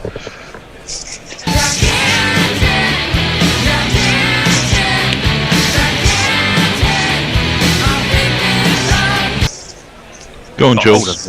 Well, that's brought up the 100 anyway. So, catching up with tweets, Clovis the Apostate says, think I'll stick with ABC Grandstand. Jim Maxwell is in lockdown, so there's no one outstanding on the panel. Oh, I hope he's all right. He's on lockdown. But then there's no one that makes my skin crawl like Brayshaw. Moggs asked about your Spitfire flight. He said it's terrifying because there was a Messerschmitt on your tail nestless. Messi Jez has come back to say ABC Grandstand is okay, except for when Merv Hughes is on. He just doesn't know when. Just by the way, not Glenn Maxwell, the commentator, Jim Maxwell. It was simply a question of interstate travel bans. Oh, so okay. he couldn't have got to do the commentary in time, I think, was the issue with quarantining, the travelling between states in different levels of lockdown. I think that was the reason rather than anything more sinister. Some people can also hear the strange rustling/sucking noise, so we're not quite sure what that is all about, but we'll get to it. Hopefully it's gone now. It seems to have gone a bit quieter. I think it's your hair. I think it's the mic on your hair. Just hold that thought. Shave your head. Looks like we have a new ball being selected. So that must have been a bigger hit or done some damage to the ball than we thought. And Pooran as he smashed that back over the bowler's head. So we will have a replacement ball. Do we have a jingle for that, Bear? No, we don't. There you go. He's just shaking his head. Well, we do have a new ball jingle, but probably in a different context. After 80-something overs, not a rip. We don't. I'm sure we must have a replacement ball jingle. If not, we should have. It happens often enough. No, we don't. There you go. If you're a jingler out there, that would be a brilliant jingle for us to have. This one is met with a full face of the bat by Maxwell, but it rather sort of squirts away to the offside. Sergeant Major Dvosius, 27 on his back. His moustache, I think he's trimmed that moustache a little bit, you know. I seem to remember it being bigger and bushier than it currently is. What, in his first 2 overs? It's just sort of gone Well, no, off I don't when think they've he's changed the balls. I don't think he's trimmed his moustache since he started bowling in this match, Jules. But I mean, It's the moustache twin timeout. yes, that would be brilliant, wouldn't it? You could think of all the grooming products you could have sponsoring a quick trim of your moustache. Don't give them ideas. They're listening. I've seen pictures of him without that moustache, and he looks about 15. And as soon as you put that moustache on him, he looks about 72. It's just ridiculous. The same with all The facial aging hair. effect that a moustache has on a person. I've noticed I'm being completely non-sexist. I'm not saying man or woman in that case. Dorsius is in, left arm, over the wicket. Lol, what a shot that was from Puran. He didn't seem to even put any swing into the bat. He just let the ball do the work, angled the bat, away over extra cover it went for one of these. 1, 2, 3, 4. There is something playing there. Just It's nod. finished. Oh, it's finished. Well, I didn't hear anything, so I neither heard it start, its finish, nor its middle. But it's definitely ended. I'll take your word for it. We'll carry on. We'll carry on regardless. 108 for 4. It was 108 for 4. It was Mog that did the Power Surge jingle. He has owned up to it. Oh, fantastic. Nicely placed. Maxwell, 34 for him, 26 for Puran. Pulled by Puran. High again. Over backward square. It's into the stand one more time, and it's another six.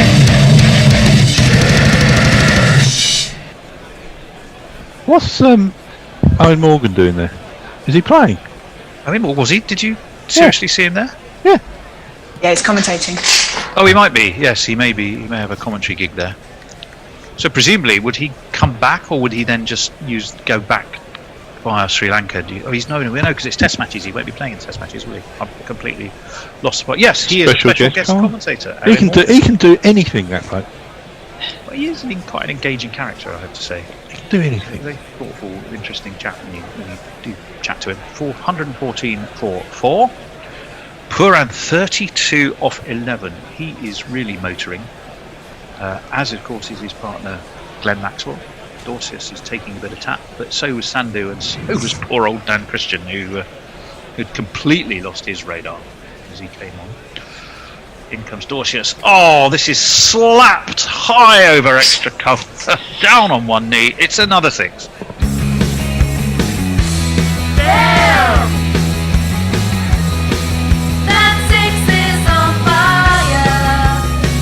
That, I have to say, was, you can say you see too many 6s and therefore they lose their excitement, and I do get that argument. But I mean, that was just a gorgeous cricket shot as he went down on one knee, full flow of the bat, just angled the bat enough. Flames going off in the crowd, nearly incinerating. Well, I'm not sure if there's a crowd there. This one flicked. Has he got enough? Yes, he has. It's going to drop safely as it went over mid-wicket, and the man comes around from deep backward square. Take another 2. So the shackles are well and truly off here. 122 for 4. 13 and a half overs. What's WinBiz thinking? What's the prediction, do we think, for the total that might be achieved here? You probably had it 50-50. Yes. Well, I don't know. Maybe I'm getting confused. No, WinBiz doesn't necessarily do the score predictor, but I think you'd be looking at 180 plus, wouldn't you now? Wickets will certainly help, but that one is speared away down leg. Philippi does his level best. Fields very well, actually, with a diving stop to his right, but of course it is one of these.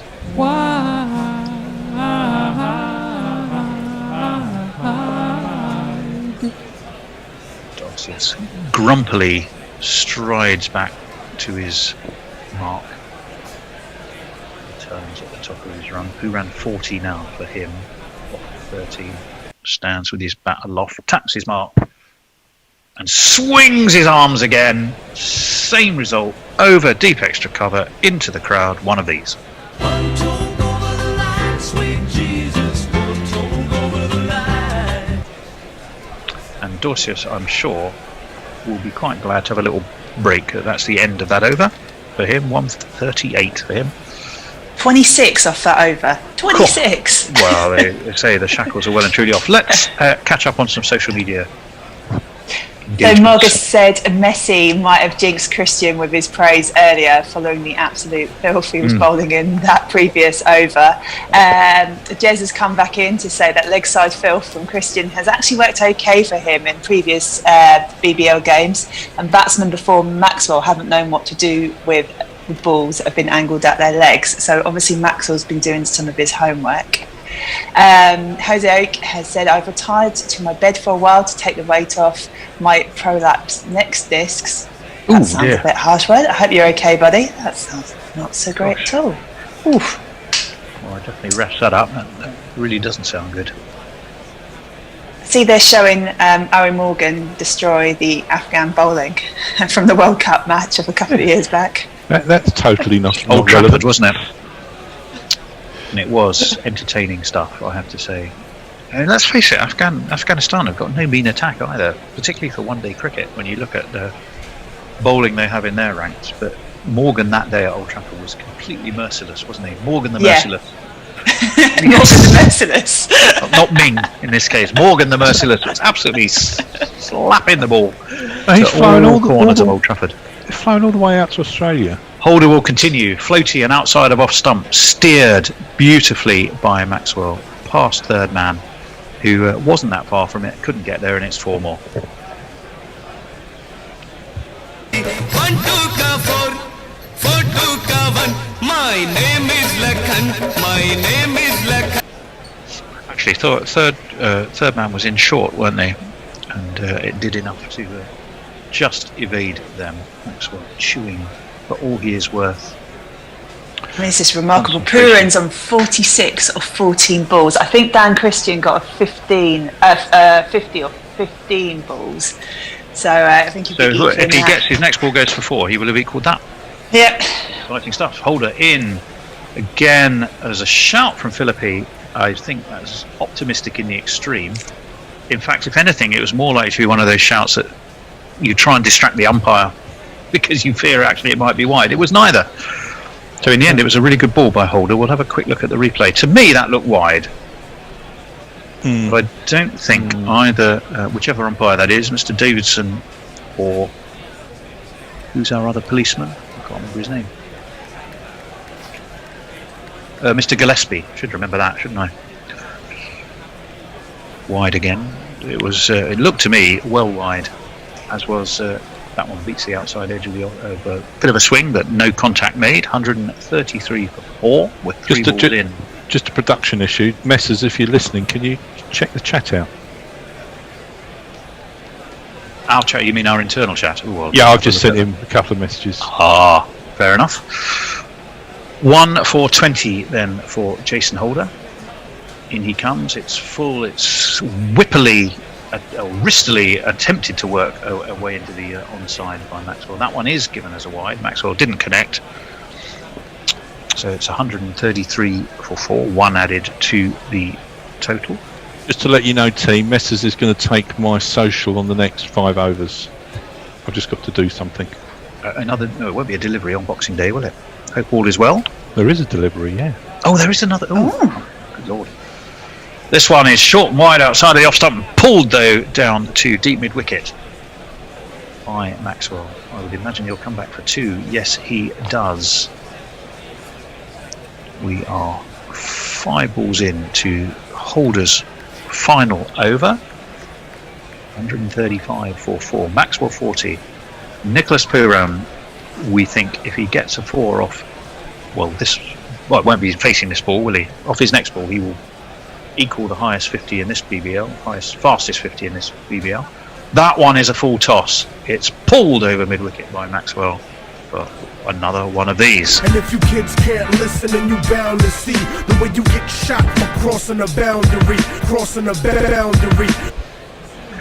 So we are going to have a change. The next voice you'll hear with the Bear. Stay tuned as we reach the end of this 20 overs, though, because the Bear and I are just going to have a quick chat about one or two things that are happening in the gorilla world, and we'll tell you then. Bear, over to you. Yeah, well, thanks very much, Tony. That's the first I'd heard of that. You probably sent me an email and I wasn't listening. But yeah, I'm good for that. Your picture's still on, Tone, again. There you go. And we have Messers back. He looks like he's just finished eating something. Would that be correct, Messers? I've just been eating. Yes. Yes, I just tweeted I've just discovered Cheetos, which I've never had before, and we're supposed to be for my grandkids tomorrow. Are incredibly Moorish. They are. Well, cheesy snacks you can't really beat, can you? So luckily the shops are open tomorrow morning, so I'll be able to go get some more. Well, yeah. I mean, I'm sure my kids looked up on, and you could get. I think there might have even been same-day delivery or something yesterday by Amazon. You might have been able to get stuff delivered on Christmas Day by Amazon. It's just fucking disgraceful, really. Nuts, isn't it? It is nuts. Ah, well. Oh, well, Poran is being amazing. And he slaps that one. It would have been a massive wide had he left it, but he didn't. And Brathwaite is back on. And that was just driven out to cover. Yeah, 15 balls gone, I was going to say. I thought there were two wides in that last over that weren't given. The one that the appeal, the non-appeal, that's always a good way of getting the umpire to miss one, but it seems to be outside the wide line. Or are they a little bit more, because Maxwell did go right across his stumps. That should be given as a wide. That wasn't outside the line. I thought that was outside the line. I think maybe the umpires are interpreting it a little bit more fairly. I often think if the ball goes, whether you're stretching or not, if you play a shot and the ball goes under the bat, outside the wide line, it should not be given as a wide. It's a mug's game being an umpire, because the way people move around makes it really hard. Oh, well, it does indeed. Brathwaite in, that's full toss, and he's got underneath that again. He's played that shot several times. It's like an inside-out dink smash over extra cover, and it's gone all the way over the boundary. It's another big six, and Poran is batting incredibly well.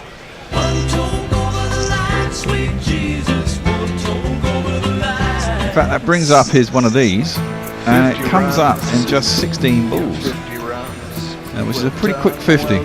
And I said if these two get going, they'll get 180, didn't I, when we were last on, Messers?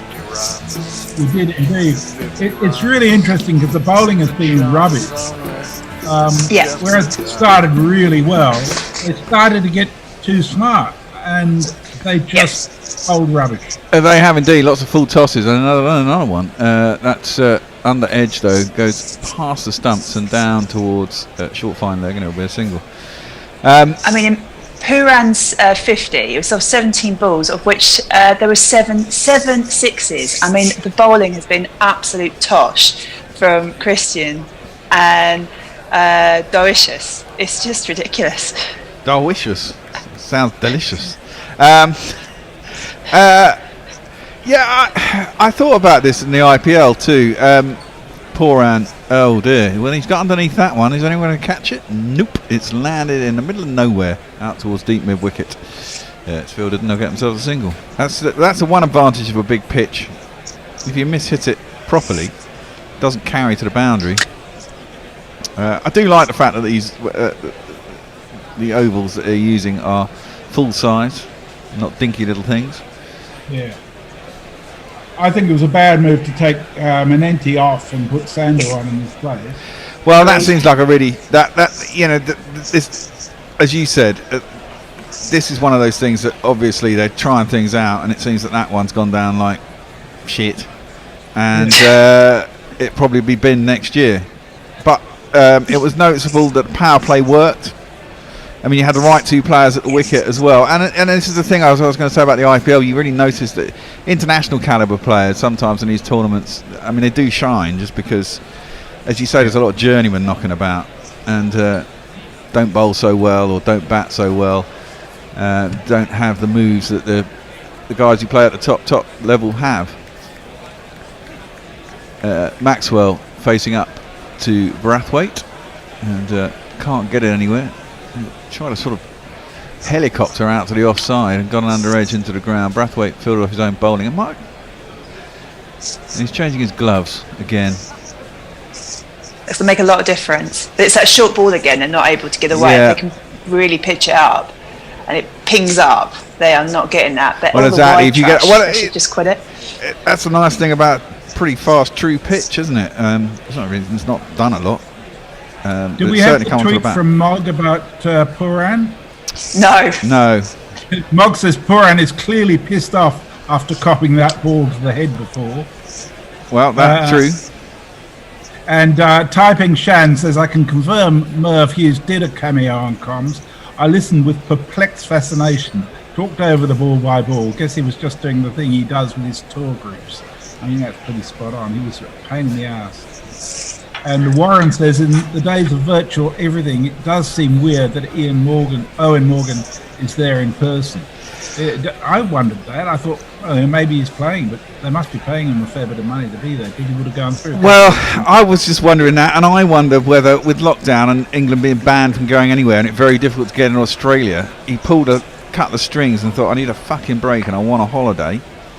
Me and the family are coming over. You just get me in for a spot of comms on 2 BBL games and we'll sod off down the beach for 3 weeks. Because he's got nothing else to do, has he? That's driven at to go into the leg side by Poor, and maybe a little inside edge onto pad anyway. It skews out towards backward point, and there will be a single. Yeah, but that's not an easy option because you have to do 2 weeks in hotel isolation before you can go anywhere. Well, yeah, but as you say, he's got nothing else to do until probably the IPL next year. He's played an awful lot of cricket this year. There's been a lot of bubbles. If he could get himself, maybe he's gone out. He could have gone out for 6 weeks with the wife and kids. It's gone to himself. I mean, I was talking to my brother yesterday, and obviously he's a travel agent type person. Christian is in. It's a slower length ball, and Maxi just goes back, slaps it hard and high and handsome over long on, and it's going to be a big one of these.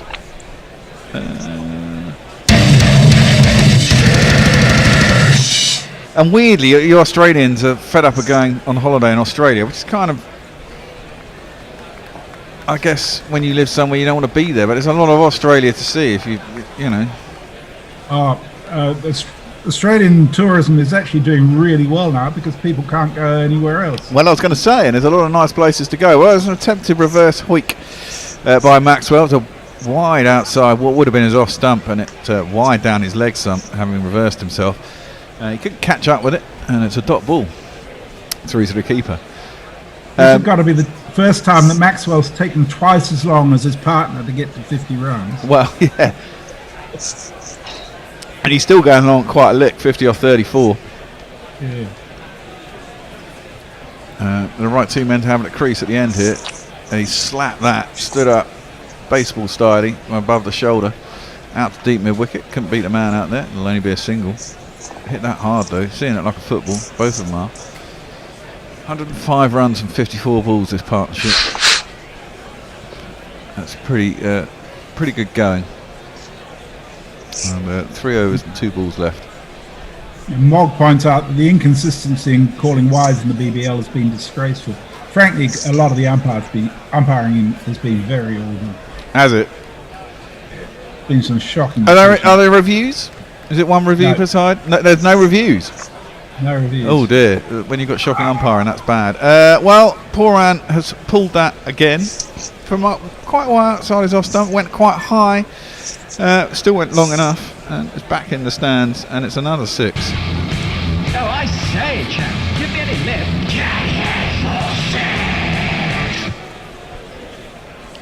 How are they sourcing their umpires during the BBL? Because obviously, given the various lockdowns, are they having to use sort of local equivalent of like Sheffield Shield umpires? I'm just trying to work out who they're drawing from to do it, and if it's different from previous years, which is why the standard's gone down. Well, presumably everyone has to get into Australia. As you say, there's a 2-week quarantine, and they're quite strict, aren't they, in Oz, about who's coming in and who's not.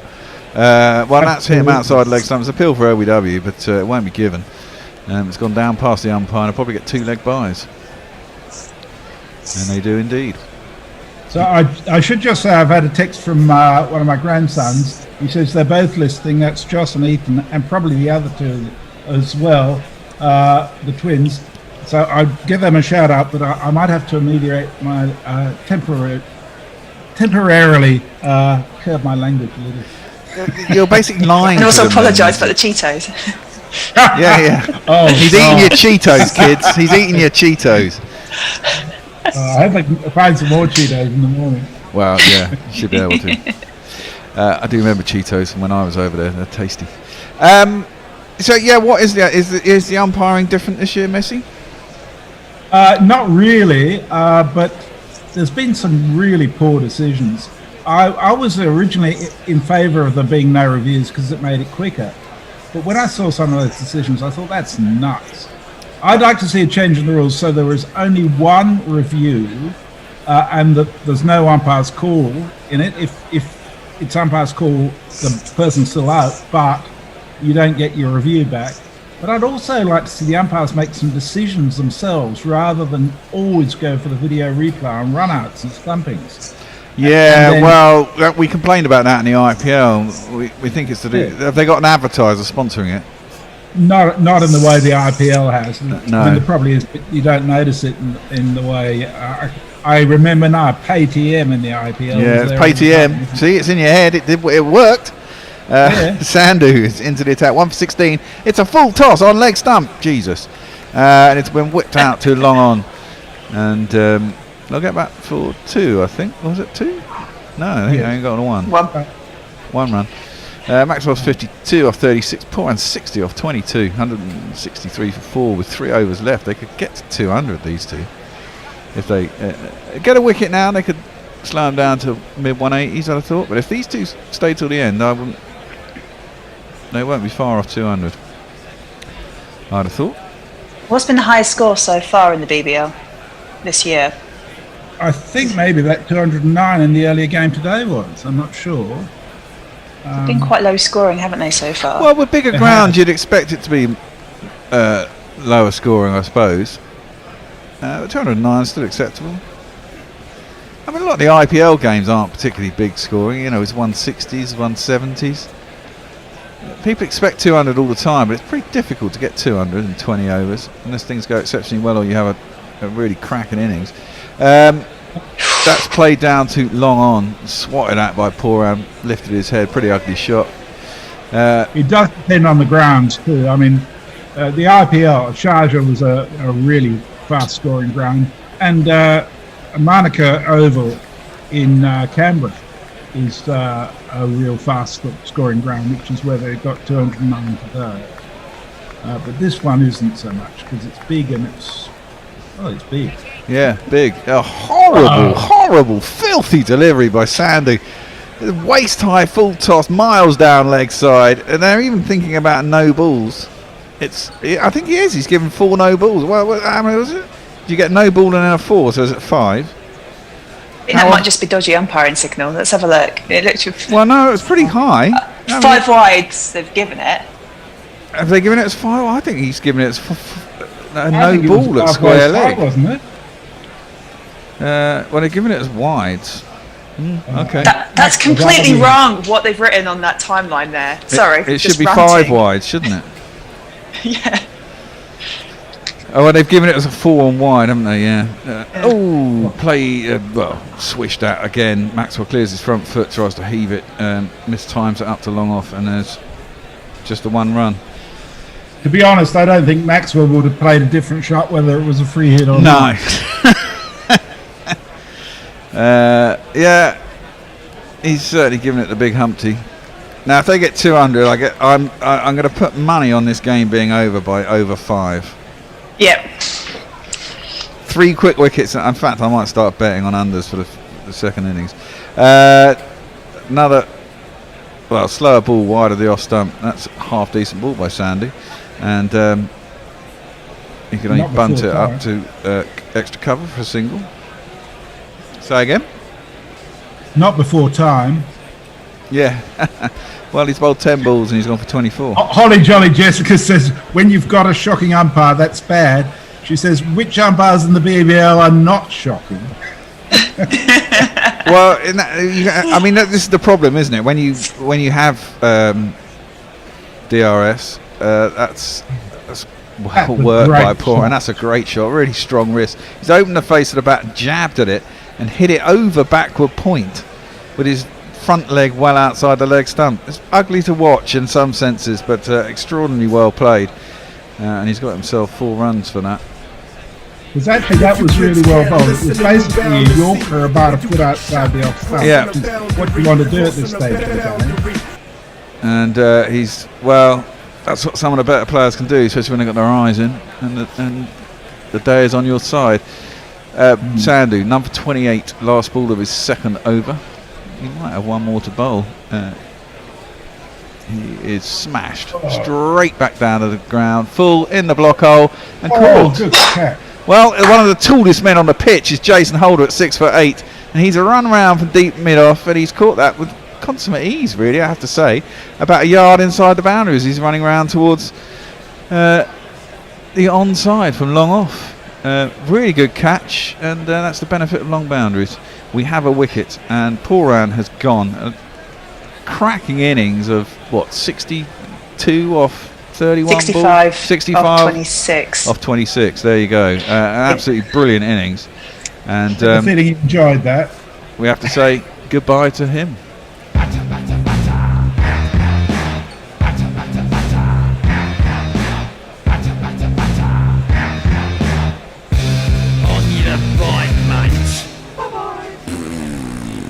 Absolutely brilliant innings. He got 8 sixes in that innings of 65.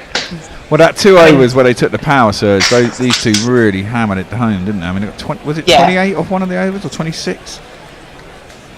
Well, the good news about that is that there's a junior cricket club somewhere in Australia that's getting paid $500 for every 6 in this game. Oh, which wow. I heard of. Sponsorship. So that'll do them very nicely. Thank you very much. Yeah, well, indeed. Well, the next man in for Melbourne is the Nathan Coulter-Nile, and He can hit a long ball too. he can hit a long ball. It's true. I can't find his jingle now. Because why? Nope, can't find it. I know it's here somewhere. He's one of many West Australian players playing for foreign teams. First ball, he tries to. Well, it's Maxwell. They did cross. He tries to slap it over the offside cover, and there's no run. Dorsius is back on with his horrible tash. I can't find a jingle for. Oh, there he is.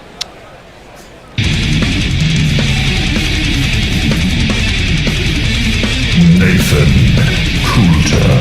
Coulter-Nile. Yes. Dorsius is coming in. 4th over. He's gone for 38 so far. There's another fucking full toss. And guess what? Maxi's just smashed it into the second tier of the stadium at Long On. It's a massive 6. 2, 4, 6. A lot of full tosses.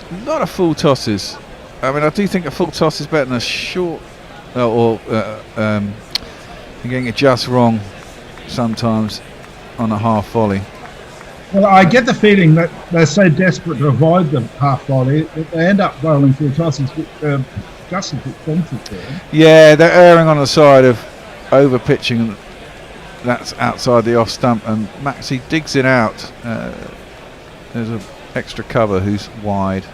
Well, I suppose he's wide long off, you call him these days. For me, that's extra cover, but these days it's wide long off. He goes around to cover to field, and there's a single. Ooh, was that me? Most popular. No, that was me actually. Oh, was that you? Someone sending you a message on some sort of social app. Dorsius is coming around the wicket to Coulter-Nile. He has a big heave and a big swing just inside the wide line. And it's a dot ball, pretty precious. 181 for 5, and they've got 8 balls left. Yeah, they can still get 200. Maxi there, a couple of 6s and a 4 gets you, and that's in 3 of the 8 balls.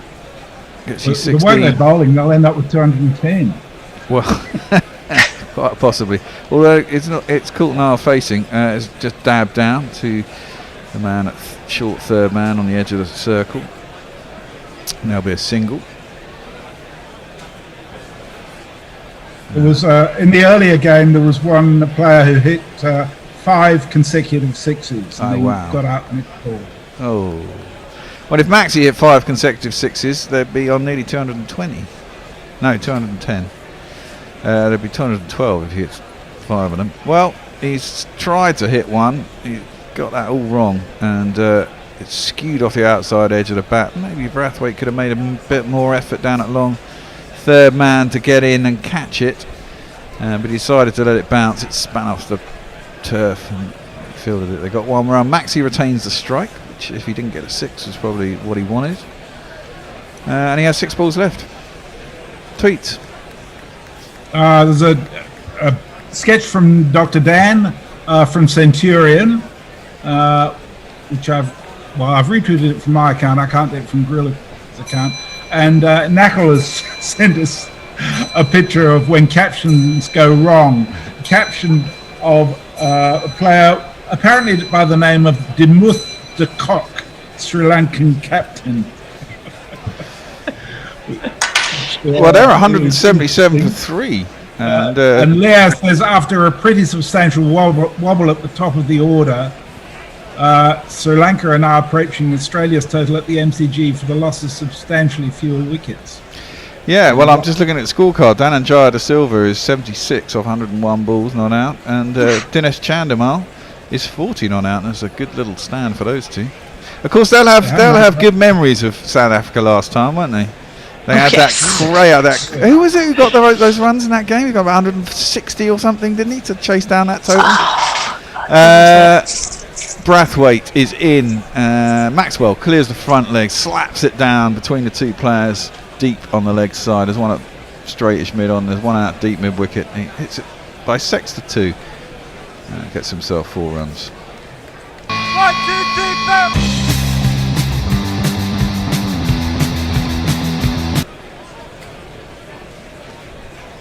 Yeah, Sri Lanka are scoring at 4.11 per over, which is yeah, they don't hang about. And South Africa in a bit of disarray. Around the wicket, Brathwaite to Maxwell, trying to cramp him for room. He still tries to slap it over the leg side, misses it. If he'd have jumped inside that, it'd be a big wide. But they never do that. And it's no run. Is it Pereira? Well, it was Pereira, yeah. That was a mad game. We had quite a few. There's been some great Test match finishes in the last year and a half, 2 years. Short. Maxwell tries to hoik that over the leg side. What's the umpire going to do there? He wants a wide for it, I think. But it could be that there's one for the over, in which case it's a very, very good ball.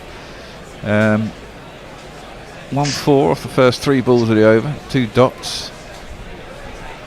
You get the feeling Maxi's trying a bit too hard, man. Wow. You got to throw the bat at everything, haven't you? Yeah. I mean, he's a no. Yeah. You can't really describe some of the shots he tries. I mean, slaps that down to long on, but he said no, go back. He's not going to take the single. He wants He wants to have a go at the last 2 balls. He wants at least 1 boundary here, and preferably a 6. Yeah. I do want to share with you one tweet, which I regard as the tweet of the day. Okay. Cricket Info tweeted, describe Alistair Cook in 1 word, to which Clovis the apostate replied, deer killer. Played down to deep, wide, long on. It'll be a single. Did they take that single? No. Maxi sent him back again. Well, if he really hits hits off this ball. Well, he does. If he needs to get a 4 or 6 off this ball to make it worthwhile. Otherwise, it'd have been 3 singles anyway. And he does get hold of it. They got hold of it? Yeah, he's got all of that. Yeah.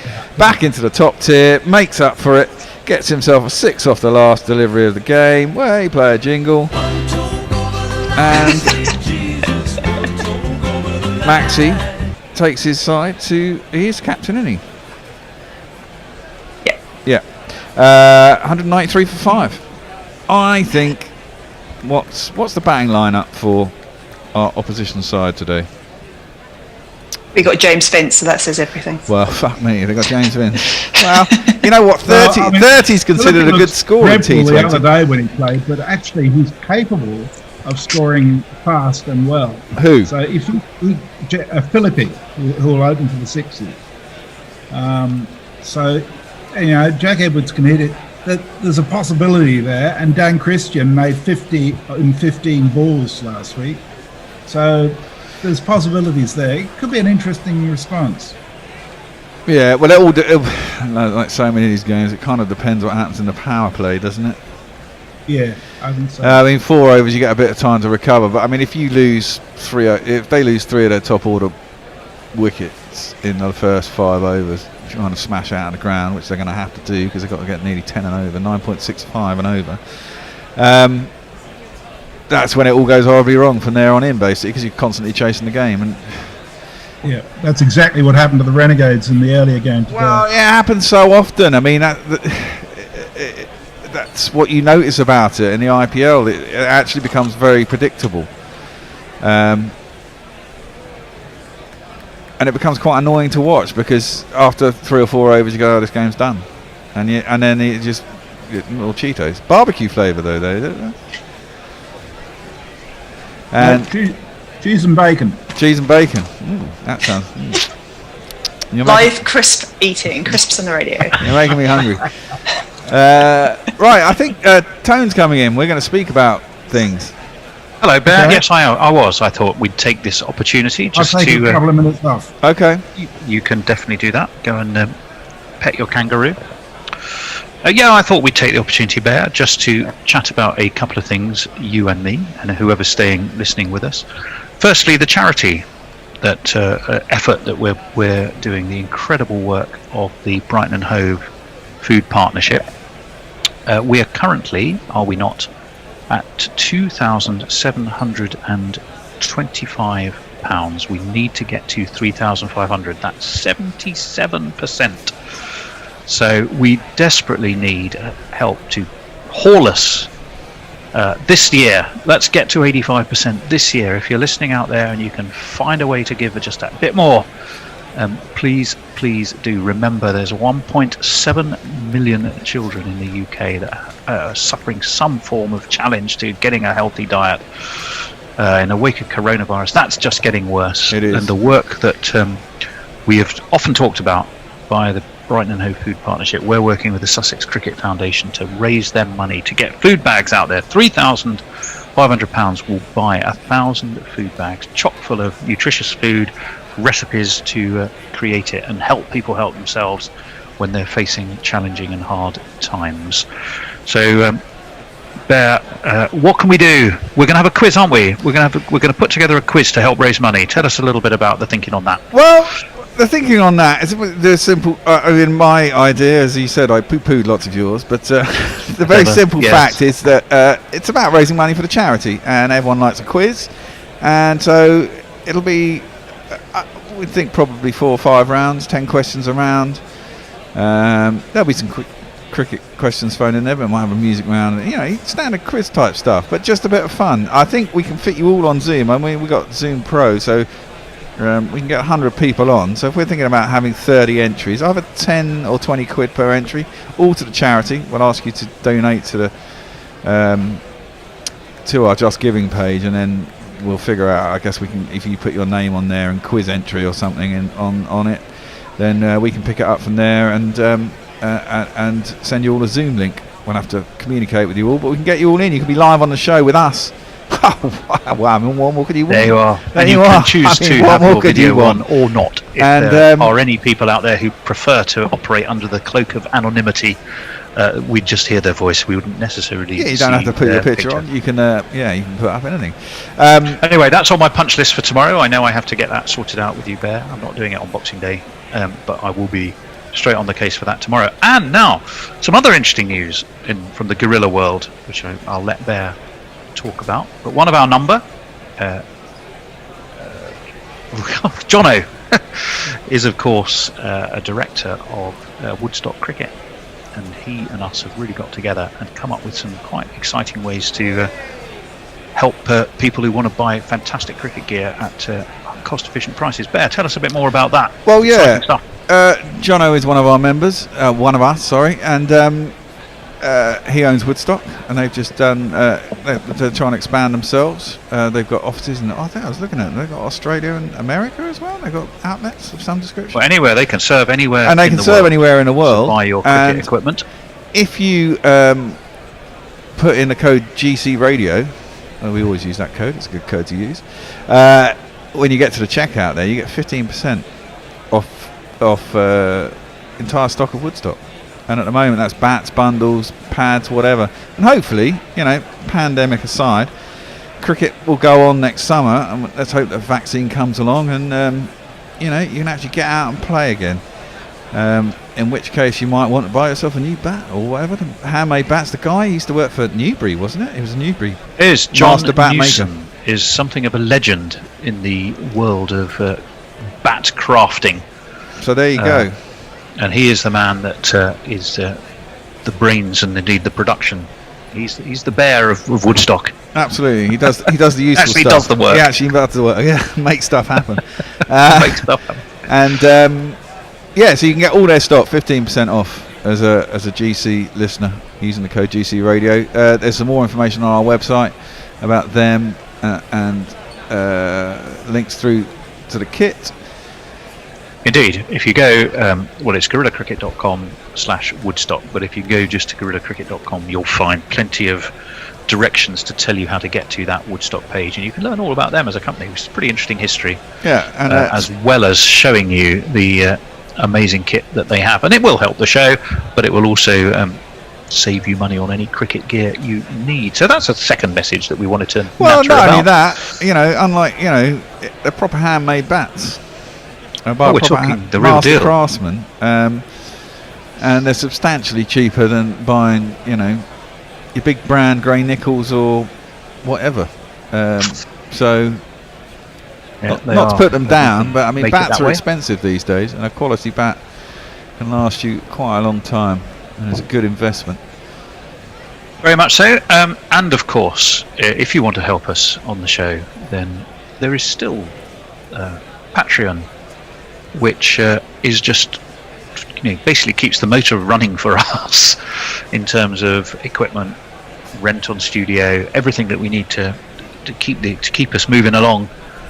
That is probably the main fuel that drives the engine. So remind us just to quickly Bear, about the various levels and benefits of being a Guerrilla Patreon for people. $2 is you will become forever a member of the family, and you get undying gratitude. For $10, you get your name on this little thing at the bottom of the screen that goes out on all our social media. Your name is up in lights for perpetuity, and the world will know who you are. You get on the glory roll of patrons for Guerrilla Cricket. And currently, if you do that, $10 patrons get a T-shirt, because we got stock left over from last summer's World Cup, where we were threatened by the ICC. This is the problem with being a small broadcaster. Threats come from everywhere, and we need your help. And so if you become a $10 patron, anytime whilst we've still got T-shirts, I'll send you a T-shirt. I'll pay the postage. Fantastic. Again, it's all on the website. You can go to guerrillacricket.com. There's a page about how you can help us. Then you can sign up to those different levels of Patreon. You also get, of course, our podcast before anyone else gets them, amongst other things. The latest of those is out. It's our Grumpy Old Gorillas podcast. I think you're on the last one, aren't you, Bear? Yeah, I've been quite regular recently. I'm quite grumpy, as you know. Well, you are. Oh, well, I know that from phone calls I have with you. Yeah, it's a good outlet for me. Which have a predictability about them now. Bear, I've got this great idea. What is it? Then I'll explain the idea. Then you'll swear at me, and then at the end of it, we'll come out with a way to move forward. It's a bit like Brexit negotiations. Well, it is. Well, you have these great ideas, but they're for bigger. They're not always implementable. They're for bigger production. You keep my feet on the ground. Yeah. And that's also just before we play some highlights or do whatever it is we want to do. Bear, I think you're up next, aren't you? After I think I am. After this break, anyway. Well, we might as well go through, because the we're final probably thing in is for we another 2 minutes. should quickly remind people of is we've actually got some cricket to look forward to. Not only will we do some more Big Bash, we've just got to figure out which pop-up Big Bash games we're going to do. We've got the quiz, which we talked about, which we need to get our heads around. And which we're thinking the weekend before the Test matches start. Ooh, Test cricket again. Well, that is the next thing I thought we should talk about, because we have Sri Lanka and India. Straight to India. So hoving into view, don't we, Ben?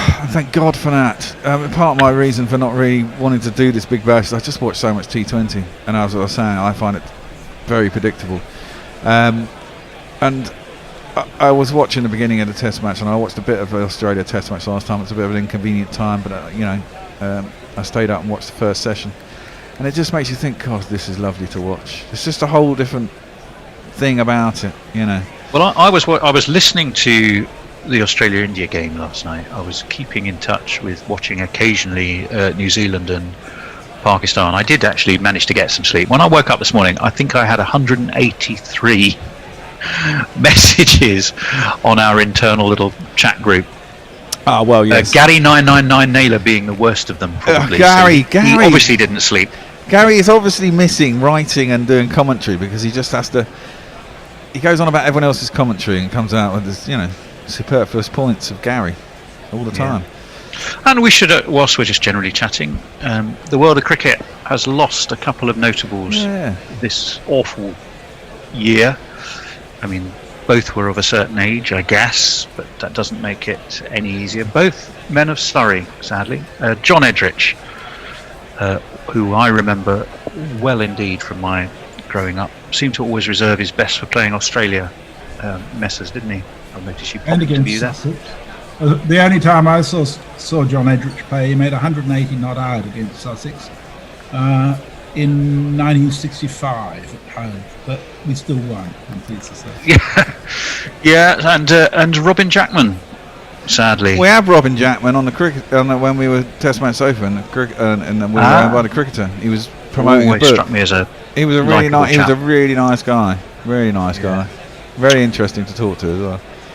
So both of those and their families are in our thoughts as we crawl to the end of this absolute stinker of a year, desperately hoping somehow 2021 will be better with those vaccines on the horizon. Well, the vaccines on the horizon. What do you think about these new strains, though? I mean, at the moment, it's come close to home, as we all know. Yeah. My eldest is struggling with it, as indeed are all his girlfriend's family, which is where he's living now. So plans for him to stand at one end of the garden at Christmas Day, sort of put presents somewhere in the middle between us, fell apart. So thank goodness he seems to be chirpy and cheerful enough, being young. Yes. Well, one of the things about all of that is that I think this sort of thing actually provides people some escape from the horribleness of all that. Well, that's the other thing about doing Test matches as well, is the fact that you're on day after day after day, and it builds, and the community spirit is there when it's day after day after day. I think just generally you'd have to look at this year, and you would have to. Can I just cut in for a second, Tony? While you were talking about future BBL coverage, I think it's worth reminding people that the second BBL game tomorrow is being covered on Guerrilla Cricket as well. Yeah, I think I'm doing it, as I recall. Yes, well done, well remembered, Messrs. So it's worth sort of reminding people to come back tomorrow. Is that the last one? Yes, we are doing it. I've got a feeling I might be in the chair for that one as well. I think we're doing one more after that, aren't we, as well? Anyway, look, the players are out. I'm going to hand you back to the Bear and take a little break, and we'll see you in 5 overs time. Bear, over to you. Wow, thank you very much. Yeah, big score to chase down. 193 for the Melbourne Stars. Sydney Sixers going to have to get a wriggle on, nearly 10 and over. 9.65 I think they said, or 9.75. Stan Lake is going to open up. I'm going to find him a jingle. Here it goes.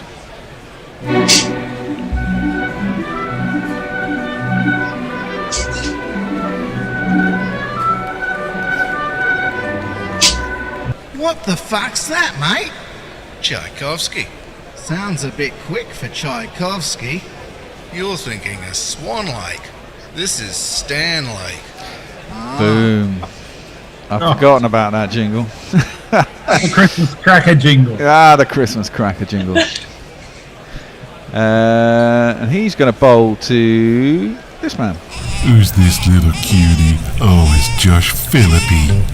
Babyface, keeper and batsman who can handle pace.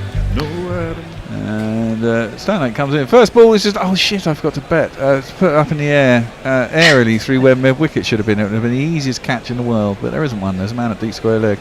Then holds his bloody hamstring after running in from the boundary. And there'll be a single to get him off the mark. I think I'm going to bet. I think I'm going to go under the fall of the first wicket, you reckon, Messi? Who we got? Philippi and Edwards. Yes, under. It's definitely an under. I got to tell you that Moggs just said the emotional blackmail has worked. He's upped his Patreon donation and he's going to pony up for the Sussex Cricket Foundation thing as well. Good man, Moggs. See, Moggs a star. Not only does he do his jingles, he gives us money too. What a lovely man, Mogg. Stanley in and Edwards just defends it down the track and there's no run. We've got a jingle for Edwards, I presume I have somewhere. There he is. Well, it's Edwards now. In fact, yeah, it's Jack, not his brother. No, it's not Mickey. Yeah, it's Jack. Oh, another Stones jingle. Always a good thing. Stanley in bowls. Pulled by Edwards. Oh, fuck, I didn't get it on. Straight down the throat, a deep backward square leg. So I have to concentrate too much on bloody commentating, Jez. And there we go. Edwards, first ball, smashes it. Second ball, sorry, smashes it down deep backward square. There's only 2 men out. Straight down his throat. Wicket goes. No. Fuck off! Just fuck off!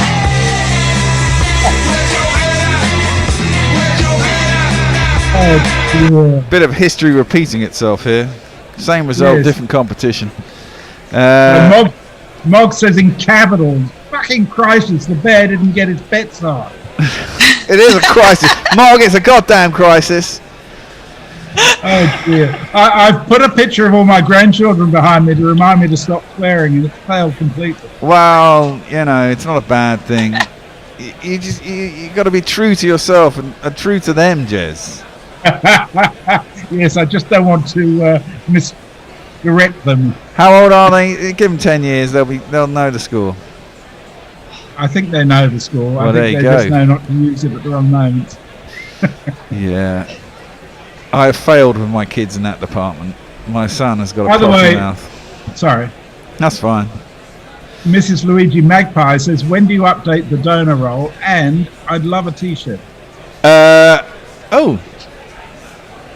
It should have been updated recently. That's an outside edge and there's no run. Is your name actually Luigi Magpie on Patreon? Email me at gorillacricket.com. I'll sort it out, don't you worry. I have to do everything and occasionally I miss things. 1 for 1. I'm going to go under for the full second wicket as well. And I've got some sad news from Knuckle, who tells us that Dhananjaya De Silva has just been stretchered off with what might be hamstring or hip flexor injury. Oh no! It's a great shame after a sparkling innings of 79 in good time. Did he get hit, or maybe? I don't know. It says Sri Lanka 186 for 3.5. That's a shame. He's quality bat, Dhananjaya De Silva as well.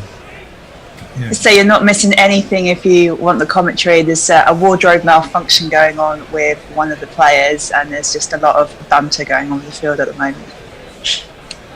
Wardrobe banter. Wardrobe malfunction sorted. Stan Lake has remembered how to tie his shoes. Live update. Yeah. 193 required of 116 balls. 9.98 is the required rate. Philippi is facing up. He pulls that down to long leg. There isn't anyone down there. He's too square, and he'll get himself a 4.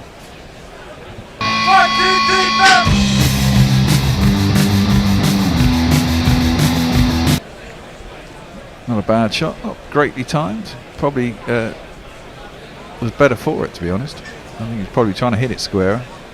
Bit under edgy. Got it finer. Got it forward. If you hit it square, if he liked some pace on, they'd be better off putting some spin out in first part.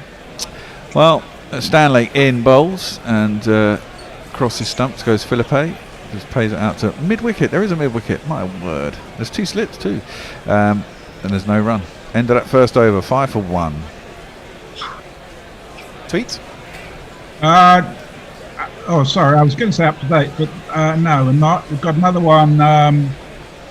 Warren says noise in Guerrilla Cricket Virtual Towers discovered. He's retweeted something from CNN saying the predator might soon become the prey if Florida scientists can confirm that extremely invasive Burmese pythons in the state are safe for us to eat. So watch out for pythons, whoever's getting that noise on their headphones. Snakes. You can eat snakes. I don't see why you can't eat snakes. There's a lot of pythons. And Leah says De Silva didn't get hit. He did it the Gale way by trying to take a leisurely but ill-advised single. Ah, damn. That'll probably be him out for the series then, won't it? Are they 3 tests or 2 tests? 3, isn't it? I think it's 3. Coultonala's into the attack, beats the outside edge. Oh, God, it's James Vince, of course. I'm surprised he didn't connect with that and get caught out. Mind, he hasn't got 20-odd runs. He has to get them first with a few nice drives through the covers. Let's have some jingles. So we have Vince.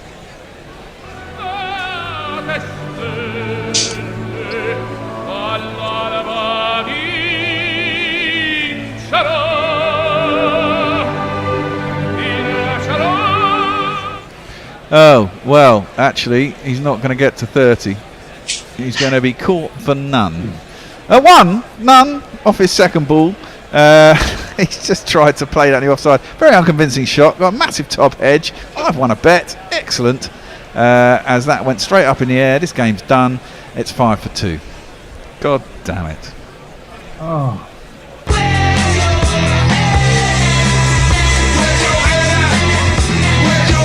That was an absolutely nothing shot. He just wafted his bat outside his off stump horizontally without moving his feet, and just came off the top edge, went straight up in the air, and that was that.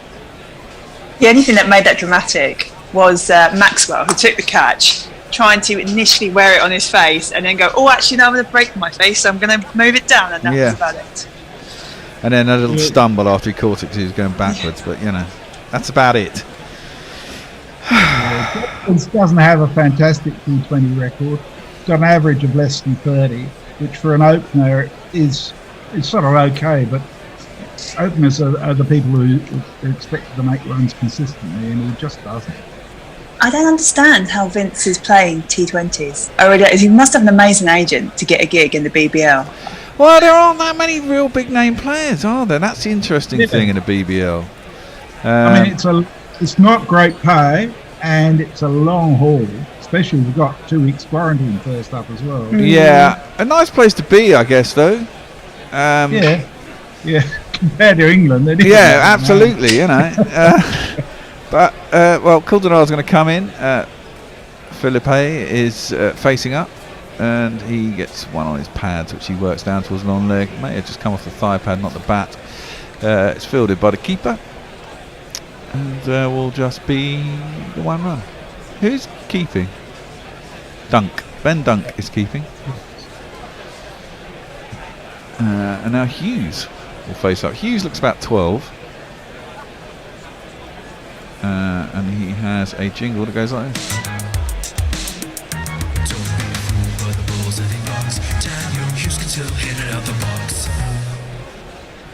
Uh-huh. I don't know anything about Hughes whatsoever, so maybe you can tell me some more messes. Daniel Hughes, he's another one of these people who's a journeyman, if you like. I'll give you his T20 record. He's played 67 T20 games at an average of 29, strike rate of 118. So, passable, not bad. Okay. He's not made a T20 century though. His first ball, he gets on his pads, plays a bit aerial past the man up inside the circle, sort of on the 45, and past him down to the boundary for 4 runs.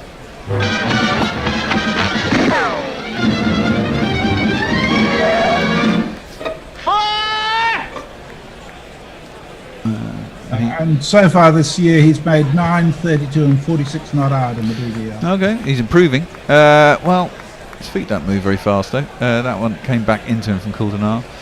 His feet moved after it hit his thigh pad, and there's no run. That was pretty decent movement actually from Coulternail. Yeah, Coulternail seems to have got himself a bit of a new lease of life. He's never been that bad. He's never been that good. He's always on the periphery, isn't he? He hits quite a hard ball. Injury too. Yeah, hits quite a hard ball. He's not particularly quick, but he's quite handy as an all-rounder, I suppose. Late order. That's just clipped again. It's a bit wooden. There's in his batting there was Hughes, but clipped it a little bit aerial down to wide mid-on. He's up inside the circle, and he'll get himself a single. Retain the strike. More tweets. Mrs. Luigi Magpie says, "This is indeed an Omda tweet. I will email the bear. Does it make a difference if it's US dollars and in the $10? No, not at all. Not at all, because Patreon does it in dollars, so we can do it in pounds. But I'm assuming, you see, the reason I haven't, we can now nominate to be paid in.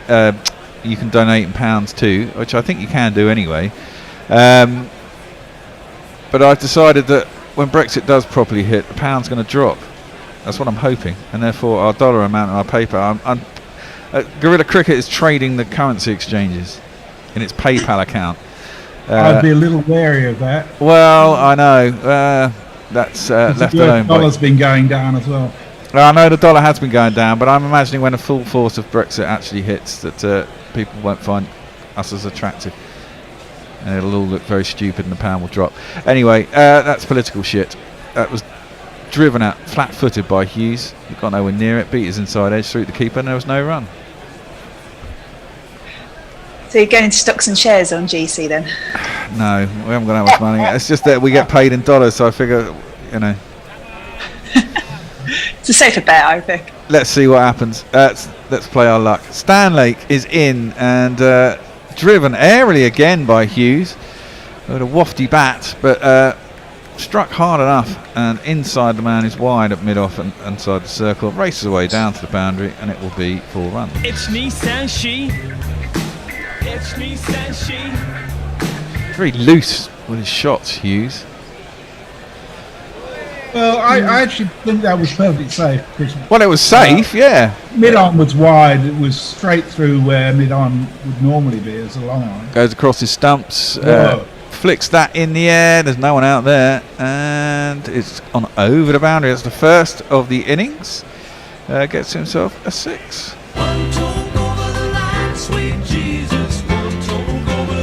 A deep square leg. That was a pretty good shot. A bit flamingo-y. Loose wrists. That's a shot you can play really safely during the power play, isn't it? Yeah, absolutely. Andre Fletcher is yapping away on the microphone. Next ball driven by Hughes straight to Carver, who lets it through him. And they do get through for the single. Indeed, Philippe will be on strike.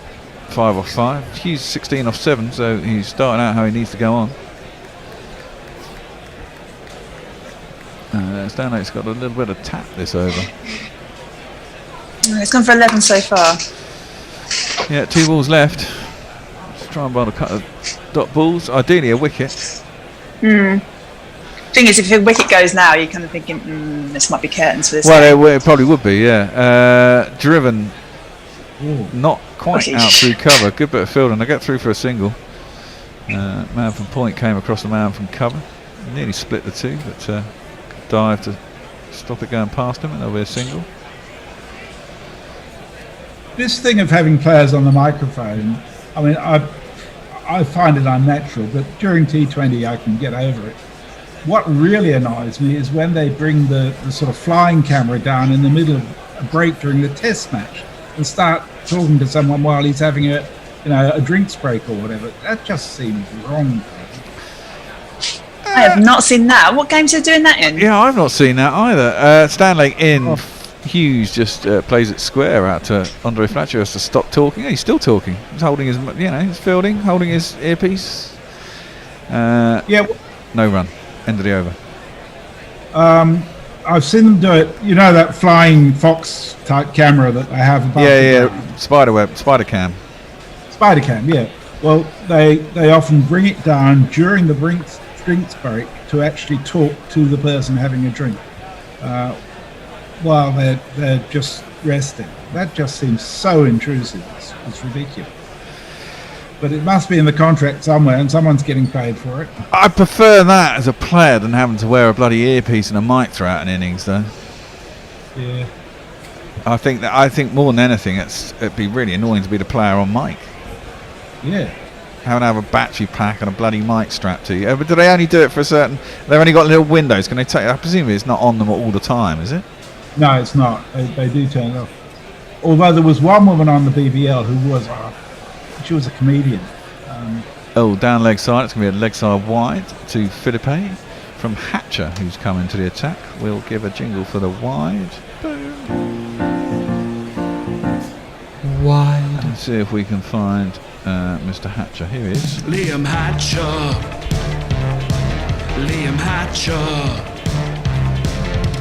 In the under 90s, took 6 for 27. Whoa. Liam Hatcher. Yeah, one of the Fletchers is always having fun anyway. He's in. There's another down the leg side once more. It's 2 wides, none for 2 off no balls so far this over. Not an auspicious start for him. Wide. So this is Liam Hatcher's only his third T20 game. But he's done all right so far.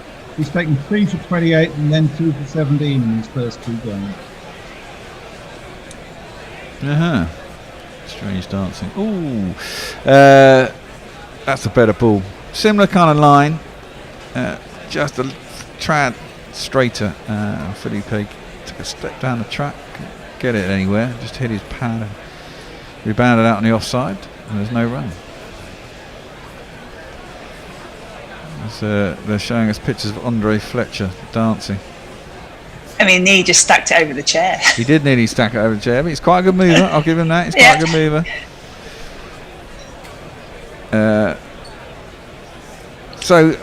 This is the other thing. The bonus point then comes into play here, doesn't it? That's another ball that's pitched outside leg, but straight enough that it crashed into the pad of Philippe, and he couldn't get any bat on it, and it works its way down there for a leg by down towards long leg. Sorry. They need to get 61 off the 10. Well, that's you could be in a spot of bother at something for 5 and still get to 61 in 10 overs. So but one of the problems is that sides have sort of said, okay, well, we'll go for the 10 over thing, and they put themselves in such deep shit that not only have they not got the point, they've actually ruined any chances of winning in the end as well. Yeah, but this is a game, I think, where you can make that choice quite quickly, because if you were 5 down in 6 overs, you really would struggle to think you're going to get 193. But you could still easily get to 61. Oh, sorry, I was looking at the bowler. I thought the bowler was halfway down the track. I thought he was a batsman for a second. And I thought it was a run out. It was a really good throw. I think it was Maxwell down at mid-on and lasered it in and knocked the stump out the ground, but the batsman didn't really leave the crease, so it was a bit pointless. Is it a 2 points for a win or 3 points for a win scenario? It's 3 points for a win and 1 point for whoever's ahead at 10 overs. Okay. I think the bonus point would be a much more enticing in this instance if it was 2 for a win and one bonus point. It would, but I think it'd be more distorting as well. It would definitely be more distorting, but shit, this sort of format needs something that distorts it massively in someone's favour. That's played out square on the offside and past point, and they'll get a single. That was Hughes. He moves on to 17 off 10.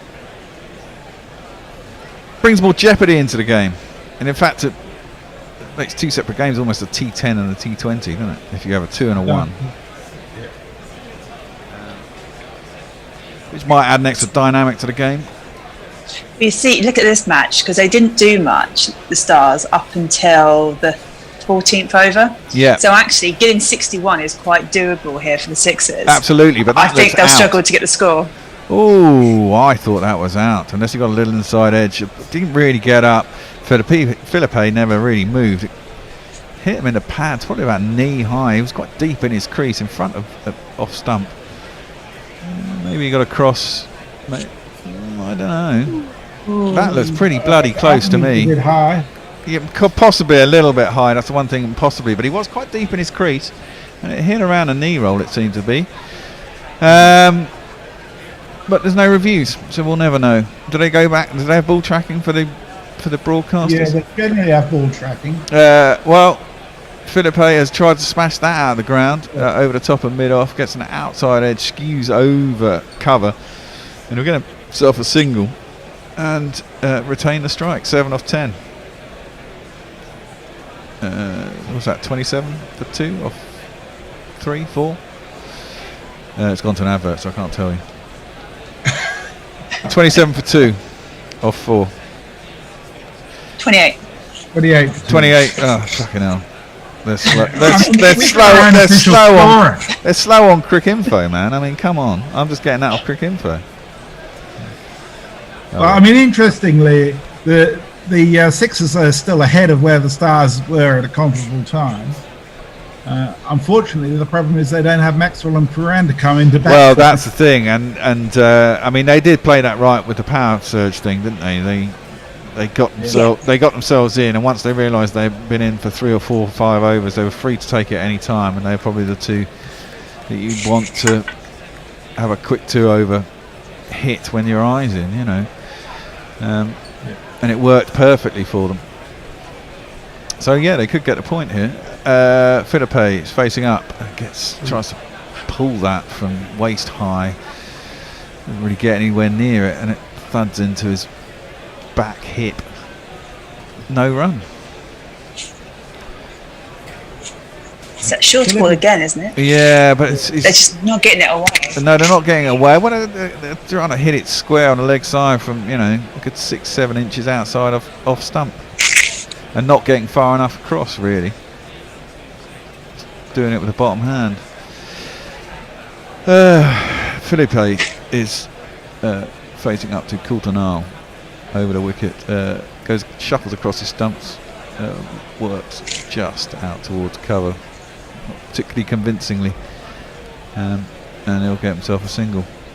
29 for 2 or 4.2.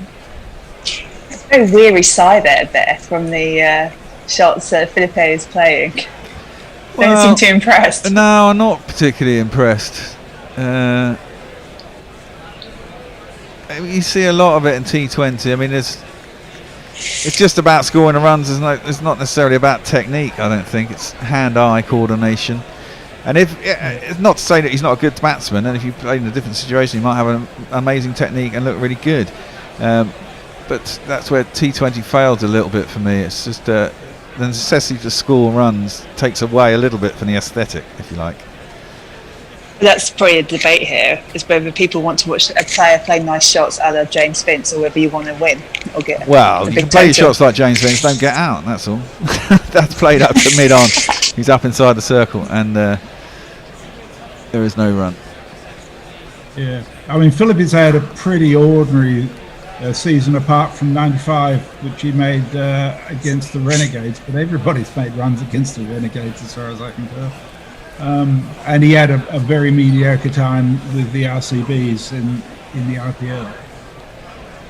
Yeah, around the wicket. Attempted hoik over the leg side by Hughes. Doesn't get anything on it. Coulthard, short ball, and it's through to keeper, and there's no run. 165 required of 92. Run rate's up nearly to 11, 10.75.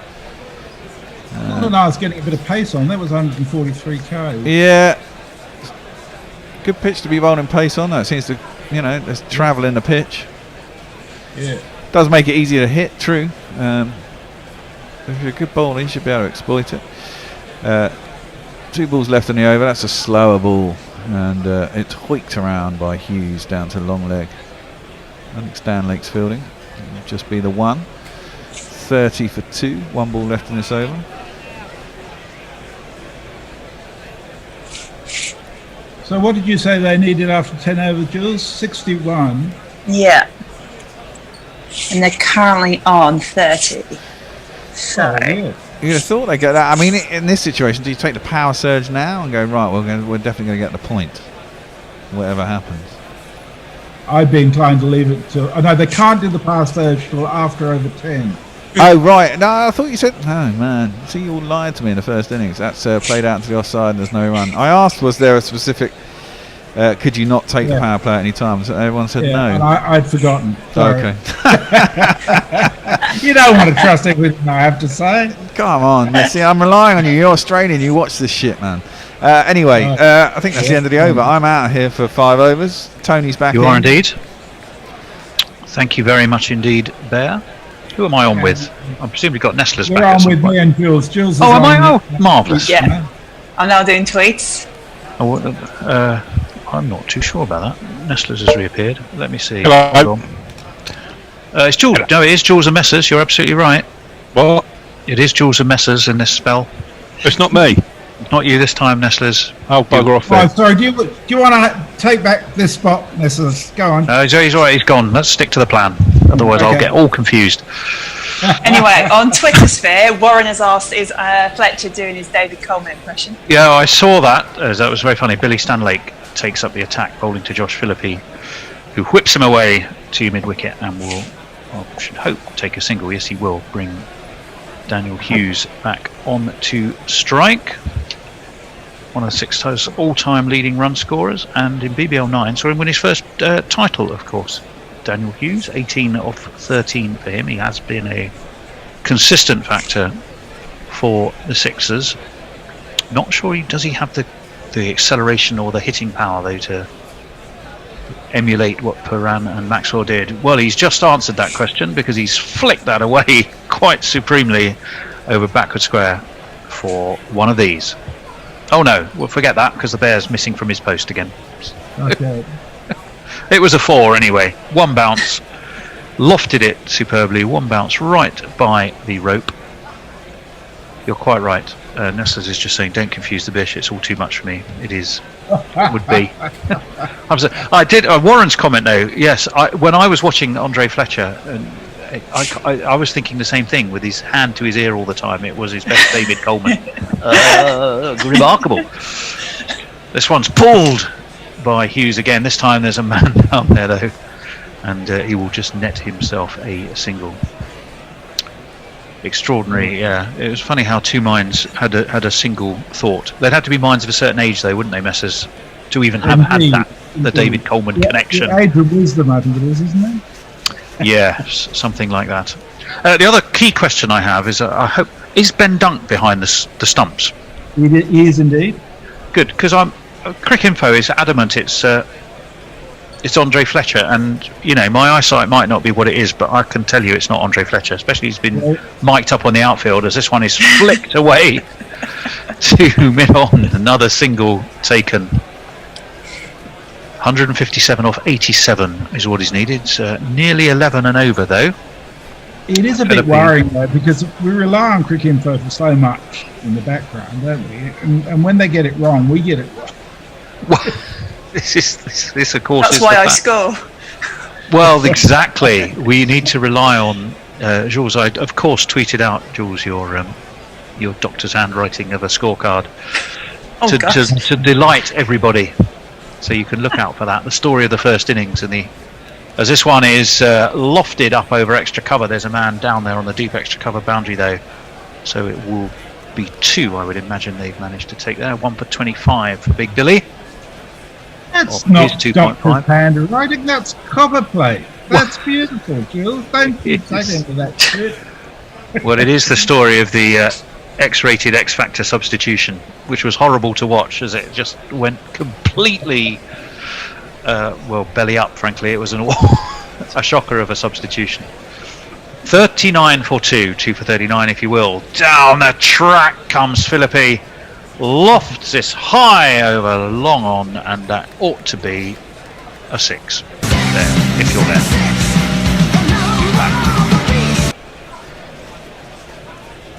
Either the woods have been watered or the fridge has been emptied, one of the two. As the bear returns to his... Oh yeah, exactly, the fridge has been emptied, there we go. Well, the good news for the Sixers is that one directly fuels the other, of course, but... When Philippi's made double figures this season, he's made 90. So, he's over double figures now. So he's well, he is going well, Messrs. I'm not sure, Messrs. Can you turn your microphone up just a hint? I'll move the microphone towards me. Is that better? It is a wee bit better, yeah. Yeah, oh, it was closer to your nostril than it was to your mouth. So, at the moment, for our Gorilla fans listening in, I'm doing a square count between Bear and Jez. Bear is winning by 1 point. I'm also going to... if I was Winviz doing the count, I'd have Bear at 99% on that one. And probably 1% the tie and nothing for Messrs. Mark has also asked if you get Philippe's name right during your commentary stint here, Tony, so we can do it. Philippi, Josh Philippi. Zahir Khan, we're going to see. Ooh. In he comes, left arm over and cut beautifully by Daniel Hughes. There is a man down there who has proceeded to let it slip underneath him, and it will be 4 sloppy runs, I'm afraid, as far as the Sixers are concerned. It's me, Sanshi. Well, I solved the problem of why you couldn't hear me before, Tony, and that was because I actually didn't have my headphones and microphone plugged in, so it was going through the computer. Well, you were like Ed Benson, you were just shouting from Perth. and we could still hear you. In comes Zahir Khan, pushed back down the track to him. He seemed to have an interest in something there. I'm not entirely sure what he thought might be. He seemed to be just appealing for nothing in particular, and no one took any notice at all. 49 for 245 off 82 the equation. In comes Zahir Khan. Ooh, nips that one in to the left-handed Hughes, who works it away into the onside. Will get himself a single. The Stars were 42 for 2 at this stage, so just slightly behind. Actually, the Sixers are shade in front, aren't they? Yes. But as we said, there was a big difference in the back end of that Stars innings. In comes Zahir Khan again. That one is the wrong one. Takes a bit of it. Well, I thought he'd got a bit of an edge, but he's pulled it away down to the backward square boundary. Nicholas Pooran, who not for the first time today appears to have misfielded, and it's netted 4 more. 1, 2, 3, 4. Oh, he ran past it. Good Lord, he literally seemed to run way past the ball and then had to sort of fling himself backwards. To no avail because it was still 4. The none for 9 then for Zahir Khan. This one is again back-footed by Felipe, who works it away. Andre Fletcher is the unmistakable figure there. The man mic'd up doing his David Coleman impression earlier. So, Jules, your hair and your mic are getting mixed up again, I think. And yeah, I can hear that noise. It is that sort of, it was described as a rustle noise earlier, wasn't it? The hair has been removed. Thank you. The hair has been removed. Sounds quite ominous. The Khan is in, and that's the leg break. Cut by Hughes straight to cover. No run. Be the end of that Zahir Khan over. Bit of a mixed bag, and we shall catch up on some messages. Yeah, so Warren has asked, what ungodly time are you on tomorrow, covering the BBL? Tony? I think it's an 8:15 one tomorrow. It's only today was a blessed late start. because of the 2 games, and I suppose it being Boxing Day, that we all had a bit of a lie-in this morning. But it's 8:15 tomorrow, so we'll be on from 8. Okie dokie, thank you. Public service broadcasting there for the updates. Holly Jolly Jessica has said, I'm not sure that Andre Fletcher and Ben Dunk look pretty similar. Guerrilla cricket with the Well, no, we're watching replays, aren't we? Yes, we are. Yes. No, as we said, I mean, I just looked on Cricinfo and I thought there is absolutely no way that's Andre Fletcher behind the stump. Whereas Cricinfo continue to persist in thinking that it is. Yeah, they do have certain fairly clear delineating features, don't they? They do. Well, we are now going to see man of Australia, man who's played for Essex, had a pretty good IPL too, from recollection. It's mullet man himself, Adam Zampa, and it's reverse swept by Philippe. Oh, you're kidding to me. Andre Russell. Zampa has a wicket, first ball, and Andre Russell took that pretty well. Well, what a change of bowling that was. Bear. Andre Fletcher, not Andre Russell. Andre Russell, no one can. Absolutely. Yet there's one thing they fear above all others. They fear Adam Zampa. Well, they do fear Adam Zampa. Josh Philippe fears Adam Zampa, but he's been caught by Fletcher.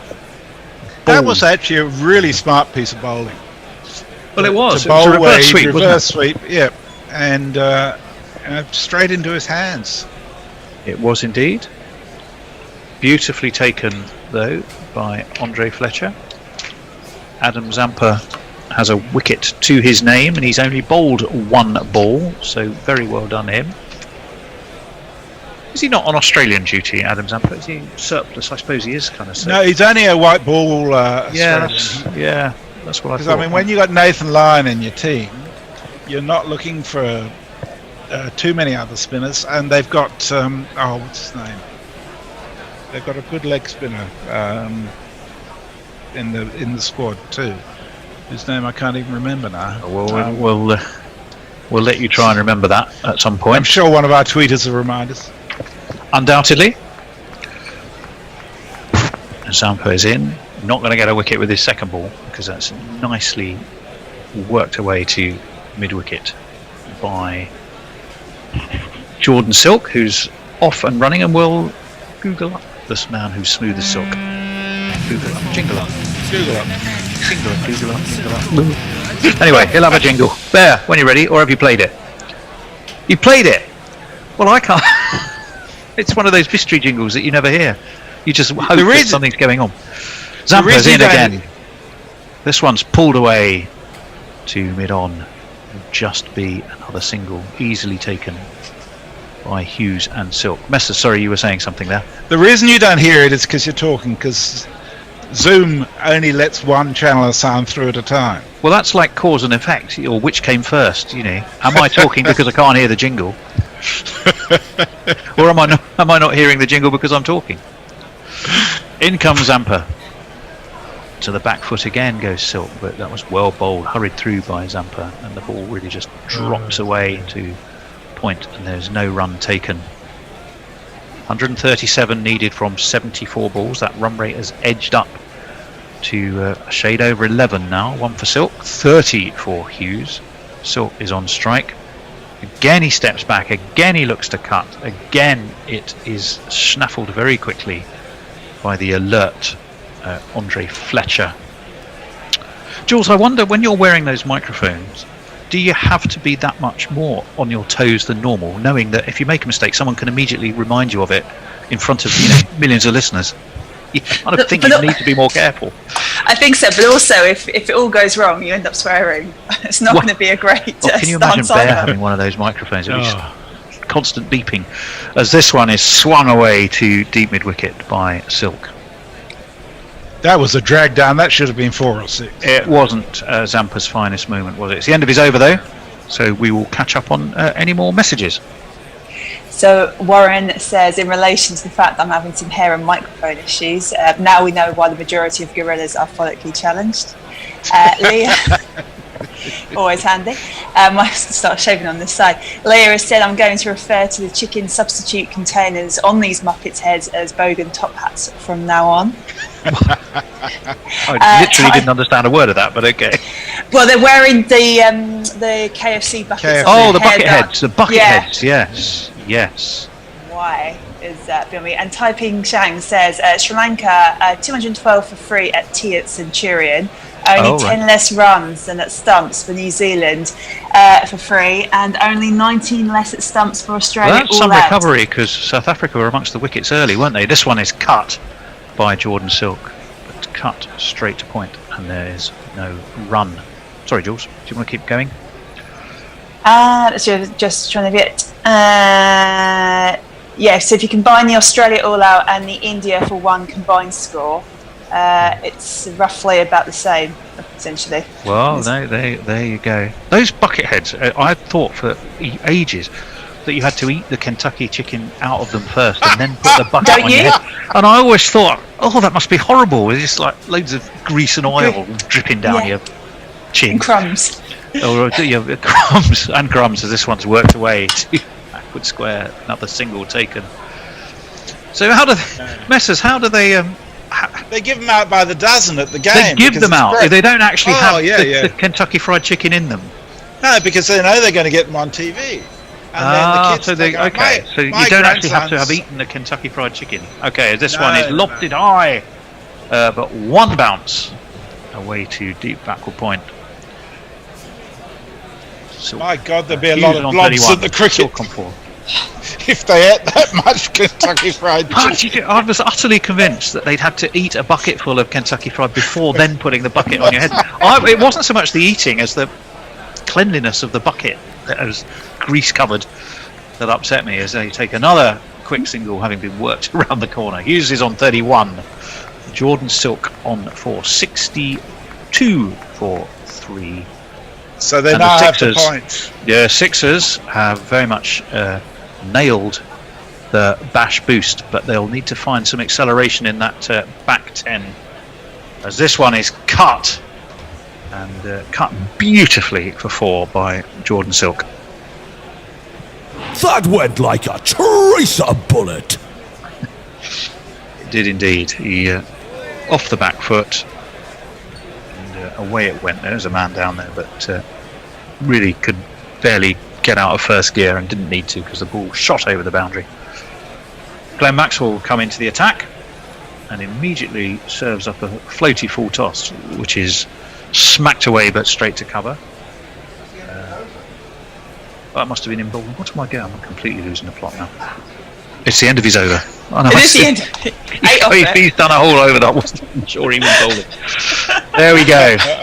Nonetheless, more messages. Quickly, help me out. Save me from myself. I'll throw you that lifeline. Holly Jolly Jessica has said, I'm just disappointed that my favourite Australian local player, Morning Morkel, is still unavailable tomorrow.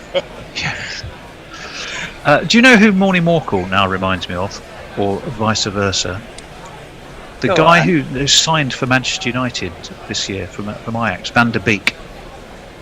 I swear to God, you'd never see him in the same room. They're almost as identical to each other. Yeah, but Van der Beek hasn't got a decent jingle. That's true. He doesn't, and nor will he have, because he plays the wrong sport. Yeah. Adam Zampa, he of the mullet fame, and down the track comes Hughes to loft him, but there's a long off station there, and it will go straight to him on one bounce. So just a single, bring Jordan Silk back onto strike. 127 off 65 needed. I can tell you, Zampa's played 61 ODIs, 36 T20 internationals, but no tests. Yeah, thank you very much, Messrs. This one is wristily whipped away to the onside. They should have taken a single, but the scorers are... Oh, they finally decided to do something about it. Indeed they have.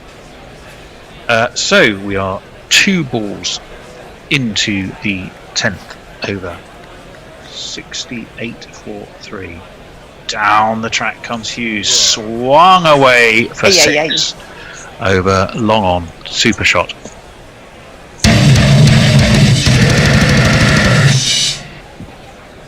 and there it was, gone. the jingle. I did actually catch the tail end of that one. Yeah. It sounded a bit like a jet going overhead, where all you hear is somewhere in the background. 120 or 63, the equation now. Adam Zampa, 1 for 11 for him. Wicket with his first ball, of course. He's bowling to Daniel Hughes, who's just tickled this away to mid-wicket. They take 1, they're going to run back for 2. So fine running, because he really didn't put anything into that at all. Just let the ball do the work, angled the bat, steered it to mid-wicket. They turned it into 2 very well executed runs, 76 for 3. 2 balls left of the 10th over. And just to say, the Sixers did get the Brucey bonus point because they are now over well over 61. comes Zampa. Oh, Hughes, he's crouched down, swung his arms, and mullered that massively back over Zampa, who cranes his neck and can just see it disappearing into the stand. Well, it gives some hope. Sixers if this.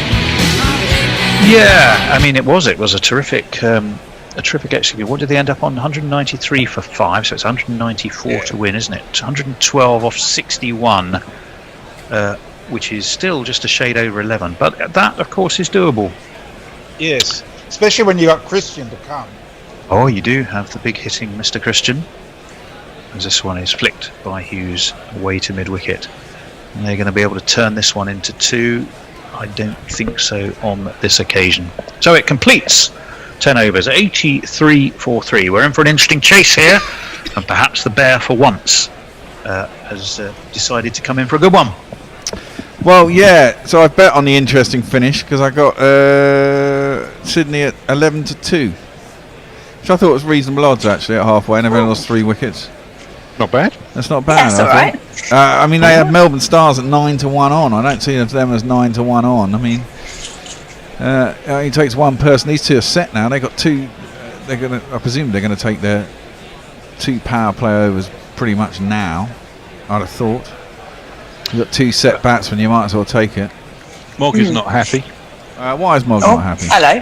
The fact that you don't even get any chicken with those fucking daft buckets makes the whole fucking thing even more fucking stupid. Fuck KFC. Well, there you go. And he's not been banned from Twitter. See, I thought you had to eat a chicken too.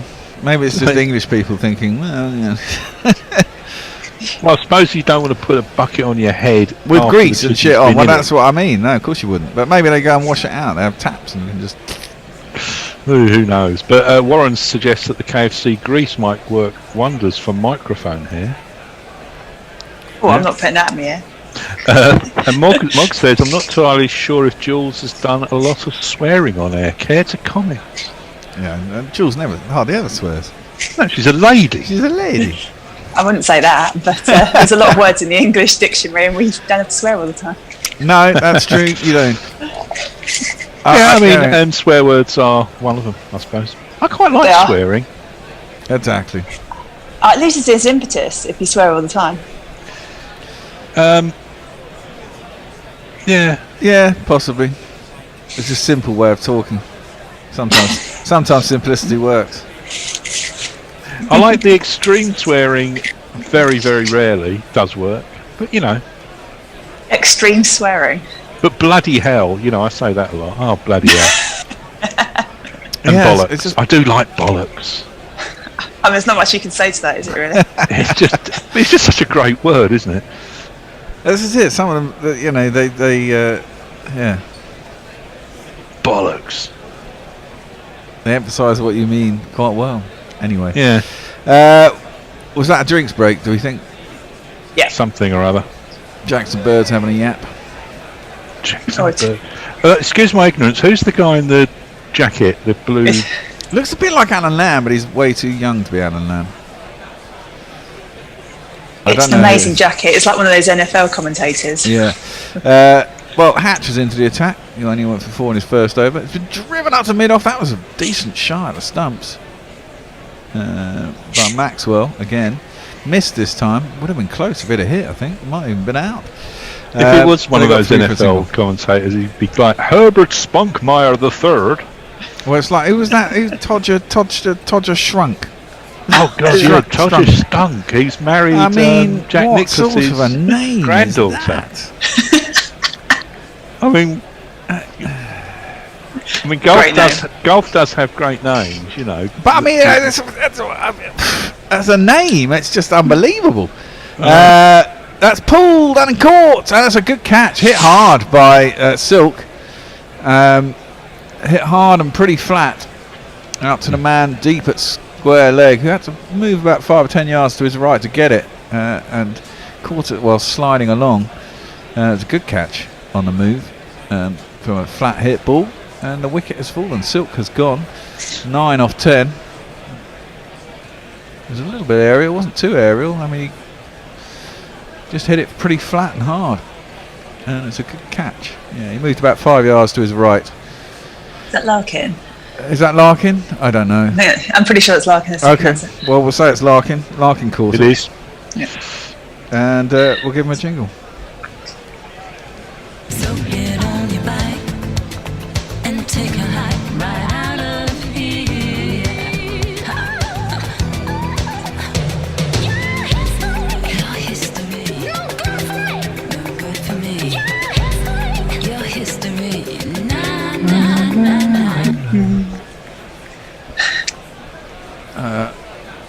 Now, I got my son a TV for his bedroom for Christmas. Is that a mistake? Yeah. How old's your son? 13. Never see him again. That's what the wife's fearing. Yeah. Have they got iPads and iPhones and everything? Well, they have phones, yeah. They've got Android phones, but there's plenty of computers and stuff knocking about. And I'm not going to let him take the Xbox up there, so that'll be the hold that will keep him downstairs. So you say. Well, no, because I like playing it. He's not having that upstairs. No, I'll never have a go. Right, next man in he's the guy who could do it for them, I suppose. It's this man. You sent for me, sir. Yes, I did. This ship is filthy, Mr. Christian. It's Dan Christian. Is that Mick Hucknall doing the sawdust there? Good to see he's got another gig. It is. It's Mick Hucknall. Oh my word. Maybe money's too tight. Hey. No, he's a bit like Busker Boy. What's his name? Busker Boy? Busker Boy owns half of Norfolk and Ed Sheeran. Yeah, that's it. Yeah. I don't really know any Ed Sheeran music, but I don't have anything against him. No, do I. I mean, he was a busker. He was a busker, wasn't he? Yeah, he was a busker. Good God. Go on, Mick. Off you go. I must be getting a little dewy out there, possibly. 58, 110, sorry, off 58. So the run rate's nearly up at 12. And need a couple of big overs. They've still got to do their power surge, of course. There's Hatcher. He's a big ginger man. Is in. Christian plays it over the top of cover. They'll get a single. Maybe they'll think about two. They do indeed. An easy two in the end. And gets himself off the mark. Blair says, I've actually seen 3 groups of tourists running around with KFC buckets on their heads. All of them are from Australia. What, in Germany you've seen them running around? Blair. That's weird. That is weird. I thought Germany was in lockdown too. Everyone's in lockdown, isn't it, in Europe? Hatcher is coming in to bowl the 4th ball of the over. Smashed back over his head by Christian. Down towards long off, who's up inside the circle, and he's going to get himself a handy little boundary. There's not one boy for me, I must have 2 or 3, I need 4. Missy Jess tweets in, my mum's worst swear was hells, bells and buckets of blood. And she was always mortified when she realised she's actually said it out loud. That's old school, man. I like damn bloody hell and bugger it. I think that's a good one. Well, Hatcher is in to Christian, who smashed his goal on that one. That's gone well over deep in the wicket. He's come out with intent as Dan Christian. And I hope he has intent to get him through to 20 overs and I win a bet. But in the meantime, that's gone over the boundary for one of these.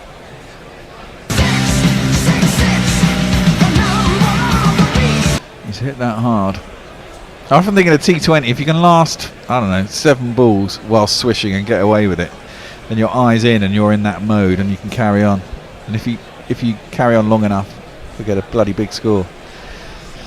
You could see a game here, Bear. I could see a game here. That's what I'm almost on the verge of getting excited. Steady now. Steady easy, now. Easy, Tiger. The possibility. It's going to be close. Christian's 12 off 3. Hughes is 49 off 29. If Christian's there and he's faced another 6, 7 balls, I'd take the power play. Yeah, agreed. You need 2 people who are kind of got set and in the groove, and then I take it. Hatcher up to the crease, bowls short. Christian just ducks underneath. Go through to keep. No run. End of the over. 96 for 4. I mean, they did have Maxwell and Paul round, but they were 64 for 4 at the same point. So they got 30 runs on that. And they do have the power play to take, the power surge. So, have we got any tweets? Yeah, Mog. He said he can remember the first time he heard the word fuck. I was in grade 1 and Simon Murdoch, who was in grade 4, dropped it in the playground. Scandalous. See, I swear so much because my dad was basically, he was an ex-RAF man. Yeah. And always had me underneath cars. And bear in mind, this is the early 80s, so he was a mechanic. So we used to, cars in those days are much more mechanical than they are now. And he used to always repair the cars. And he used to think it was manly to get us to go and help him do it. But of course, in those days, cars, all the bolts used to get rusted on, and he'd always be scraping his, skin off his hands or something, and there'd be, just expletive after expletive after expletive. Huh? My dad used to swear Irish navvy. He used to swear every other word. Well, exactly. And I got caned at school for saying fuck, in primary school, and the nun went, "Do you use that kind of language at home?" And I went, "Yeah, my dad says fuck all the time," and I got caned again. To me, it was normal. Yeah, exactly. Well, Zahir Khan's back into the attack. I didn't play this jingle earlier because Tone was rabbiting. I'll see if I can pull it out now. Well, it's first ball of this over is played out to deep mid wicket. And we'll get a single. So do you know what? The comparison at 11 overs, the Stars were in 64 for 4. And after 11 overs, the Sixers are 96 for 4. That's what I mean. And in the power surge over, I think they got 20, something in the region of 26, 27 of their power surge overs. So they got 26 in one. They got 2 overs, didn't they? They got about 14 or 15 in one and 26 in the other. They got about 40 off 2 overs, which is the swing. But he got 30 runs in hand here, so. Well, he got his 50.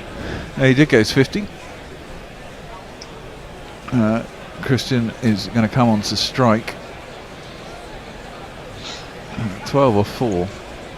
And his first ball is swept. Ooh. Just short of Andre Fletcher down at deep square leg. With a big smile on his face. And it'll just be the 1 run. He's back on strike. I was going to sign a Zahir Khan jingle, wasn't I? Here it goes. Wake up, Zahir, I think I got something to say to you. You aren't the bowler that we thought you were. It's 44 seconds long, so I'm not going to play that. Played out by Hughes, square on the offside, out to deep point, and there'll be a single. See, Messages is exactly right about the jingles. If nobody speaks when you play them, you can hear them perfectly. Yeah, Zoom doesn't deal with it very well at all. I think it's also its frequency range is not great. Oh wow, the umpire's just been fucking nobbled in the knee. Driven really bloody hard by Christian, straight past the stumps, and it's caught him either on the inside of the thigh. We might have an umpire going off injured here. Are they laughing? Did he get him in the knackers? I don't know, but it's painful. He hit that really bloody hard.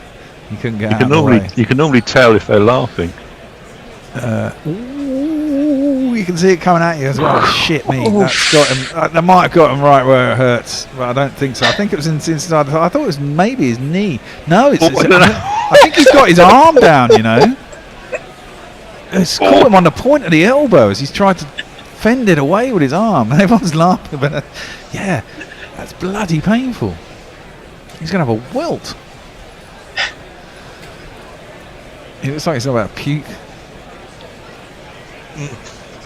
Is he the copper?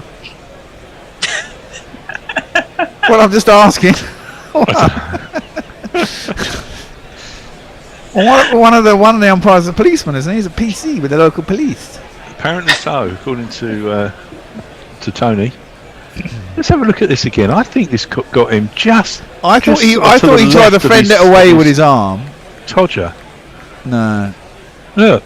Oh yeah, actually you're right on the thigh, didn't it? Right on the thigh, but yeah, he missed it. But could be a problem if he's well hung. You have to go some. We need this kind of detail. Some people do, obviously. Yeah. He seems to be alright. He's blowing. He's all right. Do you think there's an appeal against Christian? He's just going to put his finger up. Sod off. Well, Christian's facing up. And down a track. Oh, that's close to a stumping. But they're going to go upstairs. And I think they should. I think the keeper's just a little bit slow. Ben dunked behind the stumps. It bounced a little bit. I don't think he took it clean in his gloves. It took a little bit of time to get down. Christian was a long way down the track. But he quickly realised he had to get his bat back. Let's have a look. Zahir Khan, not a noble, shouldn't be, he's a spinner. Yeah, go on. Okay, it's not a noble. Let's get to the other end of the pitch. Right, there we go. Swing, miss. Oh no, there's a bit of a juggle by the keeper. And by the time he palmed it up in the air and had to wait for it to come down, and the time he had to wait for it to come down, Dan Christian has managed to get his bat back behind the crease. It's a big moment. Yeah, you're breaking the stumps there, but the lights go off when the bails come off, right? And his bat's behind the line there. Yeah, he's in. He's in. Sometimes they take too long before what is obvious. Not out. Could have saved ourselves 20 seconds there. So a little bit of excitement. 74 for 4. See, they were catching up at this point. Well, it's going to be interesting if you go by ball comparison over the next 2 overs, how their score is going to jump up the one where they were. That's pulled out to, well, swept out to deep square leg where Andre Fletcher is fielding. It looks like it's got quite dewy. Everyone's wiping their hands, wiping the ball. And that ends that over. On the umpire getting hit, Warren just says no ball. And Mezzi says the Oxen Shield is not looking so silly now. Oh no, not at all. Leia says, is that a gun in your pocket, or are you just happy to see me? Oh. These jokes could be coming in at a rate of knots. Yeah, but we've moved on. We've moved on. Nah, we're puerile. We're good like that. I'll have shown it again. Yeah. Dear oh dear. It's painful though. I mean, he hit that like a rocket, man. That was right out of the middle of the bat. Oof. And the Oxen Shield would have saved him there. That was going at some rate of knots. It would have done. It would have been right there, wouldn't it? And he's got a little bulb on the end as well, right where that was hit. Perfect. I wonder what his trade will be like in the next 2 weeks. Bill Burr there doing the swirly arm things. Do you think he copyrighted or trademarked it? What's that? The Oxen Shield. I don't know.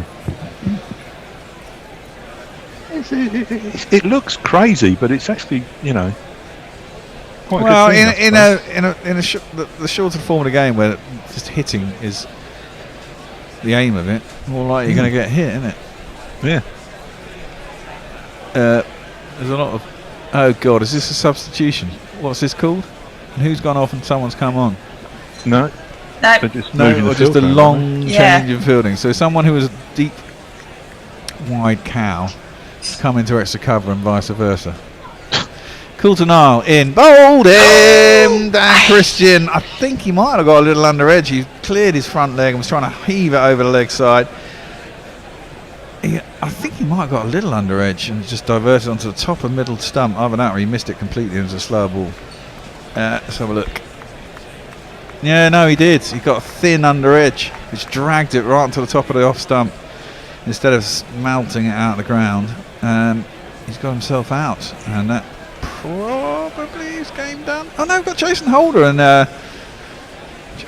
Brathwaite can give it a bit of heft as well. You only got 8 overs to go. It just needs someone to connect with it for a while, doesn't it? There's a chance. There is a chance. Let's give a jingle for that. At wicket. I won't look back, 'cause by the time that I do, you'll be gone. And certainly Jason Holder's got long levers and can hit it a long way, and we know Carlos Brathwaite can do that too. A long time ago on our Facebook page, Imran said Maxwell good batting, and then had put a picture up of a hand saying ignoring you. So I assume that we didn't read that message out when it came in over an hour ago. Yes. But hey ho, Worst things. we try. We do try. It's difficult to keep up with all our things. Well, Holder has hit his first ball over the top of point, and it's gone out to the boundary, and it's a lovely one of these. 2 + 2 is our man. Very still when the ball came. He's a big man, Jason Holder. 6'8", isn't he? I think. He's a big old fella, isn't he? Yeah. Long arms. I mean, I saw him hit one of the biggest sixes I saw at the World Cup down in Taunton. He mullered it. I mean, they were losing to Bangladesh, I think. Coulter-Nile is in. Tries to work out into the leg side. Hits him in his midriff. Just drills out behind square on a leg. Keeper comes up, fields it, but they'll get through for a leg by. And he caught hold of this ball and it went miles. This is where the kind of T20 thing, the sort of predictability almost of it comes into play, in that number one, he's just going to try and hit everything by the look of it. Yeah, well, he has to. And if he gets out, then you kind of think, is that it? You got one other guy, maybe. You got one other guy, but I mean, they're in with a shout because now they've got to a point where they've got a guy's on 51 and 2 possible batsmen. You've only got to survive 7 overs and 3 balls. It is a bit jeopardous, but it'll keep us interested for at least maybe another 3 overs. Jeopardous. If it all goes wrong. But if it all goes right, you could still get a result. It's the problem I have is when they, there's a big score like this was, and they lose 3 or 4 wickets in the first 6 overs. Then it rarely ever. I mean, occasionally it still comes off, obviously, because it's only a 20 over hit, and if someone gets it right on a day, you can win a match on your own. Rarely comes off. Coulter-Nile's around a wicket to Hughes, who I think it's a slower ball, running his fingers down the ball. Got away with it. Hoiked it out to deep mid wicket. In fact, they get back for 2. So not a bad result. That's the one thing I like about these big outfields as well. Rather than it always being a single out to the outfield, no matter how softly or badly you hit it. If you hit it bad enough, you can get a 2. Which means the miss hit has some value. I think they should have pink. That they should be fully pink, not have the black pads. Yeah, possibly. Just Star icon. Yeah. Hoiked by Hughes. Misfielded. Oh, that could be a run out. He's got back in time. He hoiked it down to mid-on. He's up and just inside the circle. Misfield. And then Hughes carried on coming, thinking that they should take a single. Holder had already turned back and wasn't really looking.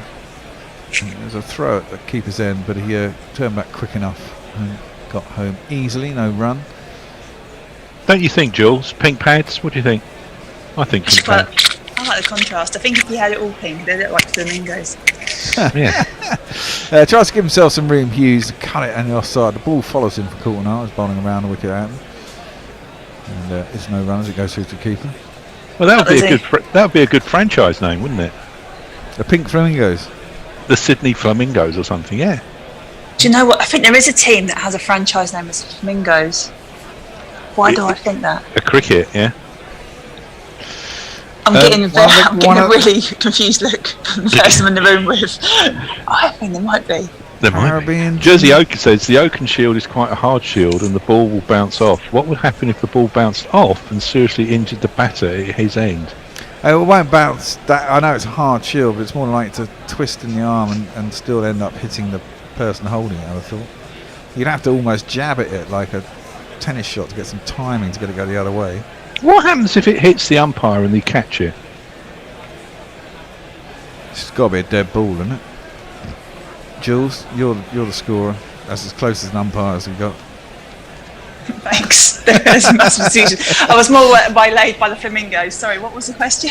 If you hit the ball, it hits the umpire and you catch it, is he out?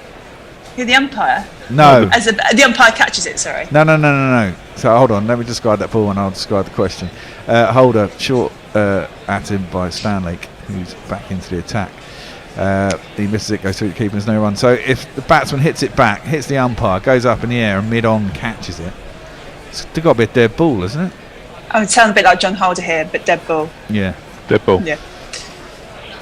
Stanlake into the attack. Second ball of the over. Slower ball this time, and Holder tries to pull it again. Completely befuddled by the drop in pace. It's through to the keeper and there's no run. I do like it when they have, so for listeners outside of the UK, on Test Match Special, when they have John Holder come in and they give these really ridiculous sort of scenarios you get in cricket that go on for about 5 minutes and then they go, dead ball. It's just great. It's always a dead ball, man. If this, and then this happens, and this, and then what is it? They always used to. There was a little. God, was it The Sun years ago, or maybe it was another paper? But you always used to have a little ask the umpire thing, and there was like 3 panels each with a questioning, and they tell you the answer. Either it was either once a week or daily. Stanley in. That's been heaved high, hard, and handsome over the deep mid-wicket boundary, all the way into the stand. Jason Holder gets himself a big biggie 6.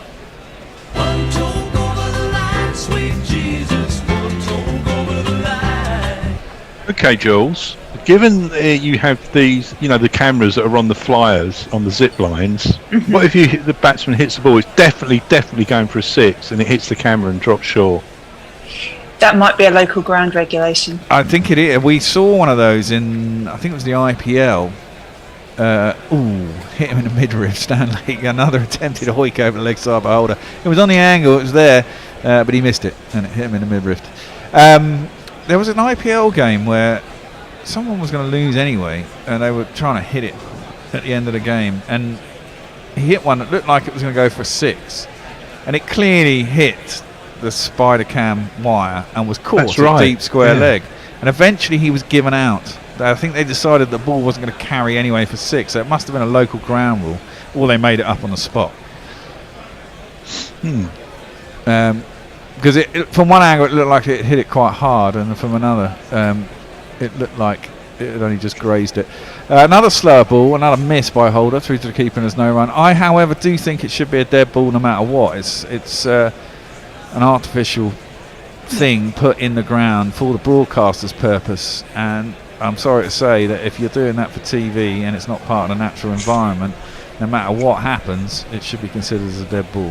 If you're going to have bowlers coming up and they made the Stephen Finn ball, whereas the bowler can knock the bails, and they changed that, I think that should be a dead ball. Anyway, Stanley, last ball of the over. Holder pulls that, and I think he's got enough on it to get 4. Very fine. Maybe a top edge as he tried to pull it. So to pull out of it, and it's fine down to fine leg for 4 runs. You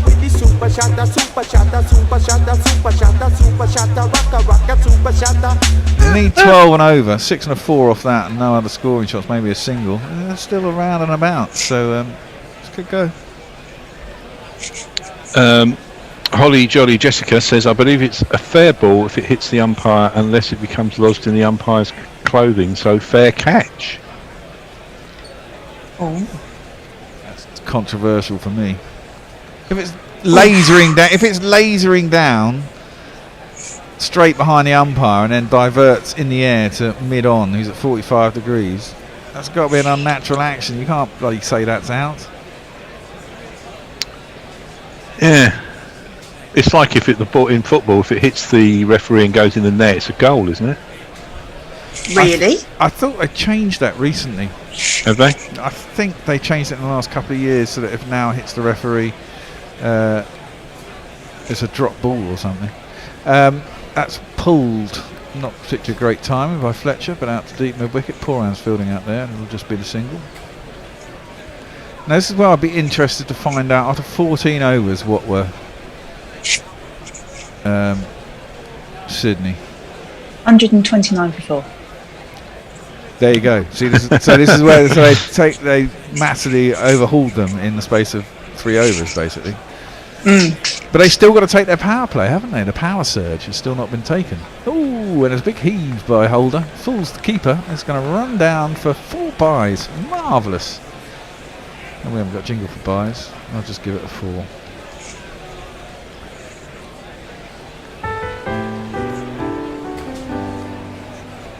A double teapot by Zampa. He's not happy.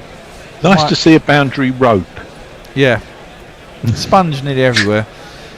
They do tend to have ropes behind the umpires. Presumably that's where they get stuff on and off. That's a good shot by Jason Holder. He's taking a step outside his leg stump, and rather than trying to hoik it over the leg side, he's played an inside out shot over the top of extra cover, mid-offs 2 straight, and he's going to give himself another 4. I like that. That's nice. 1, 2, 3, 4. Timed it superbly as well. They need to get a move on now, though. They do. They've got to take their chances, but there's not long left to go. You've only got to be going long enough, and he's out. I thought he got it wide enough, and he's tried the same shot again. He's bleating a little bit in the flight by Zampa, and I thought it was aerial for a little bit too long. Who's that? Coulter Nile down there? Cartwright, I think. Cartwright, down at long off, has got across, and Holder looks a bit crestfallen. He was enjoying that. It's a good catch once again on the run, but it's a nice height. I mean, he got hold of it pretty well, really, to be fair. And in the end, it was quite a simple catch.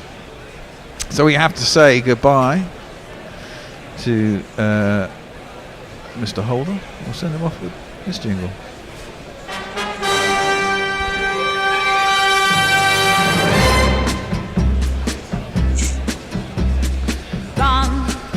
This is where it could all fall apart. Next man in should be this man.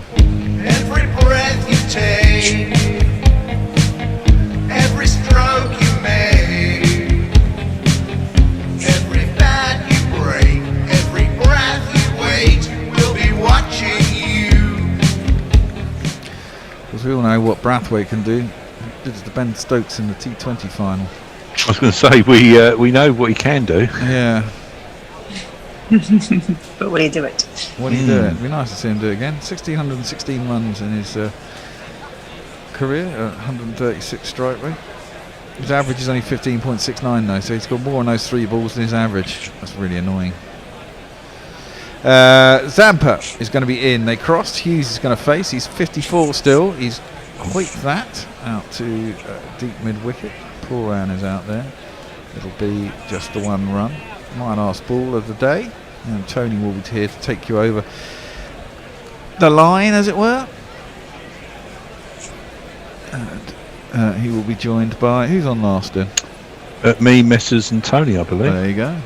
So I'll say goodbye to you, Jules, after this ball. Zampa in, just played into the offside by Brathwaite. Up to point. They'll get a single, and that's it for me. So it's goodbye from me. Goodbye, Jules. See ya. Have a good rest of the Christmas. Are you in on? You're not in the last day, are you? See you, Ben. See you, Jules. See you later. Happy New Year. Goodbye. Happy New Year to both of you. All right. Thank you very You much. too. Go well. See you later. Thank you, Bear. Thank you, Jules. Magnificent effort. I fear, gentlemen, that that 1 wicket too many for the Sixers. Although Daniel Hughes still there, still offers some hope, doesn't it, Messrs? Yeah, well, Hughes has only faced 8 balls in the last 30. He's just been watching carnage at the other end of various types. and that's not good planning. We really need to work the strike in a situation like this. Well, yeah, remember 193 for 5. The Stars posted 71 not out for Maxwell, 65 for Puran. Metters, got some catching up to do. The next tweet is Holly Jolly Jessica. It's an interesting conversation that's going on. Well, it's going to be okay. Thank you. Hatcher who's in, and Brathwaite was looking to haul that away to leg, didn't really get hold of it, and just drops down at his toes. He's bowled well, I think, as young Liam Hatcher. Yeah. So Holly Jolly Jessica's just confirming that Law 32 says the catch is fair, as well as other conditions. Right. The fielder catches the ball after it has touched an umpire, another fielder, or the other batsman. However, the Oakenshield, is that an outside thingy? 66 needed off 29, the equation, as Liam Hatcher rolls in. Brathwaite steps back, carves it away through extra cover. That's going to go all the way for 4. And if you kids can't listen, and you bound to see the way you get shot for crossing a boundary, Yeah, he cleared the leg, didn't he, and gave himself the space. Well, they've got to push now, haven't they? They do indeed. 12 fours, 6 sixes so far in the Sixers innings. Brathwaite may be the last hope, really. Well, we know he can do it, as I heard we were discussing earlier, as in comes Liam Hatcher. This one is pulled away uppishly to long on. They will only get a single, which they jog easily enough. It has played for Australia under 19s, I think, hasn't he, Messrs. Young Hatcher? Well, he's not that young, he's 24. Yeah, he's not really he young has. anymore. He's played under 19s, but he hasn't played any first-class cricket at all, I don't think. Extraordinary. I know he took 6 for 27 against England in a one-day international at under 19 level. That's not bad going at any level of cricket. Yes. 133 for 6. Hatcher's going to be in again. 1 for 22 for him. This one is slapped by Hughes. Doesn't really get hold of it. In fact, they really have to run. They're going to get overthrows, though. It was away to extra cover. There's a man at short extra. It was thrown in, missed by everybody, and they've managed to turn a 1 into a 2 there, which is going to help them. That run rate is crawling upwards now to approaching 14. Well, it's over 13 and a half. Do you want I'm to give sorry, us I tell a lie. He has played 4 first-class matches.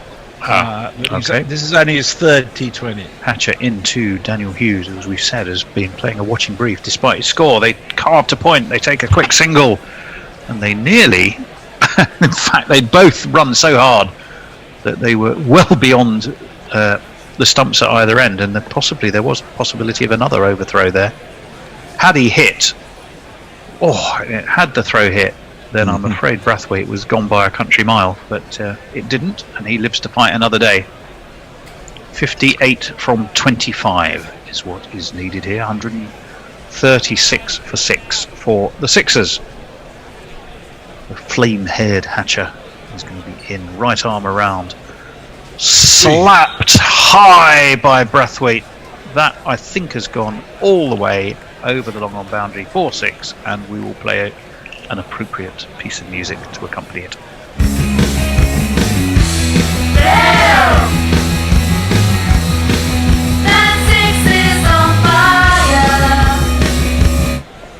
Well, goodness, got hold of that, didn't he? Indeed. And that brings the run rate required back down to 13 and over. So Warren says the umpire is part of the field of play, so the result would stand, catch, 4, etc. But the Oxenshield is an external entity, so surely it must be a dead ball. So, yeah, in a way that's... Yes, because if you... the poor old umpire got completely cleaned up. Who was... Zahir Khan was bowling. Actually, he's back on. As if on cue. Left arm wrist spinner. So he's just going through his little practice run up. But boy, he got cleaned up, didn't he, that poor umpire? Indeed. He was lucky. He bounced. It was interesting how he bounced up, like a boxer who's trying to convince the referee that he's basically okay. He's up off the canvas like a shot. This one is a attempted pull. Well, he was looking to pull it, I think, high over square leg. As it was, it just trickled around the corner to the man on the 45. And they won't get a run on this occasion. None for 15 off 2.1 overs so far for Zahir Khan. 143 for 6. 51 needed from 23, the equation. Brathwaite looks like his pads are 3 sizes too small for him, doesn't he? He's a big chap, isn't he? I'm going to see. Let's have a look. There are 1, 2. There's a ring of 3, and that one is full and nips back into, well, towards the pads of Brathwaite. He drops the bat on it, but he doesn't get a run. He's prowling like a caged tiger at the moment, desperate to unleash something. But Zahir Khan was just that little bit too clever for him on that occasion. And again, on this occasion, Brathwaite looking to sweep, but through it goes to Ben Dunk behind the stumps. Brathwaite, every dot ball, you can see the frustration etched on his face as he's looking to get those away, and cranks up that frustration just a notch or 2 more. Zahir Khan in. That's played very late. Brathwaite nearly falls over his own feet and then throws in a dive and just gets home. It was a pretty ugly piece of cricket all round. Firstly, congratulations for a terrific ball from Zahir Khan. Well played. Chopped it down towards gully. Set off on the run and then literally, he slipped. Didn't quite hit the deck, but then he did have to launch a full face plant to get himself in at the other end. I think he would have been in anyway, so it was not necessarily. It was an unnecessary face plant in the end. This one is carved away by Hughes to extra cover. 49 off 19 now. The run rate over 15, or close to 15 and a half, for 15.47. So it really is now or never. Brathwaite does have the power to do it. Steps back, pulls this high. Has he got all of? Oh goodness me, has he got all of it? That's most of the way down the coast towards Sydney, I think. It's absolutely smashed that for 6.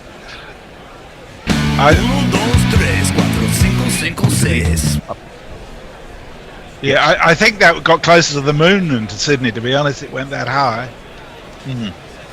High, but it had the distance as well. Oh my word, there's an absolute feasting frenzy of my parakeets outside the window as well. 9 of them nibbling away on various bird feeding items. 43 off 18 now. Brathwaite's on 19 off 9. Hughes, well, he's on 60 off 40, but you just feel he somehow needs to have notched that up a wee bit. Yeah. They've gone beyond. Andy Ward would be frustrated because you've kind of gone beyond a supporting role here. They both need to be hitting 81 metres. That I'd give it to Brathwaite. I'd give the strike to Brathwaite. Well, exactly. But I think even when you're the non-striker, you've still got to be hitting them when you're off. Yeah, but Brathwaite's a man who can. He can, explode. As we know from that incredible T20 World Final in India. Poor old Ben Stokes. They're forever etched in history together, those two, aren't they? Yeah. By the same token, Brathwaite was bamboozled by 3 of the balls in that over as well. Indeed he was. Well, Adam Zampa is going to be back into the attack. It's going to be his final over. 27 for 2 for Zampa, or 2 for 27. This one's full. And Hughes steps back, steers it away to back point. Will get a single. They need more than that. 43 off 17 now. I think it's smart to keep the spinners on so that they're not putting any pace on the ball for them. Yep. No. Well, we did say at the beginning, didn't we, that over 60% of games here, 66.7, the last 10 years have been won by the team batting first. So let's see what happens here. Oh, this is down the track came Brathwaite. In the end, Zampa delivered the perfect ball that was fuller, and Brathwaite, I'm sure, was hoping to put it high back over the bowler's head. What he actually did was angle the bat and steer it towards short third man, and will only get a single for his trouble. Brings Daniel Hughes back onto strike. 36 and 1 wicket off the last 20 balls at a run rate of 10.8. They need more than that. This one's high and drops between three fielders, one of whom, who was that? Is that Nathan Coulter-Nile? No, someone with a moustache. I was about, well, I think it's Hinchcliffe. It's Hinchcliffe, who you rightly say has one of those First World War moustaches so popular amongst Australian cricketers. He seemed to have everything behind that. Body, hands, and somehow it wriggled its way through his hands, didn't it? This one's pulled high by Hughes. Does he have all of it? One bounce away over backward square for 4 runs.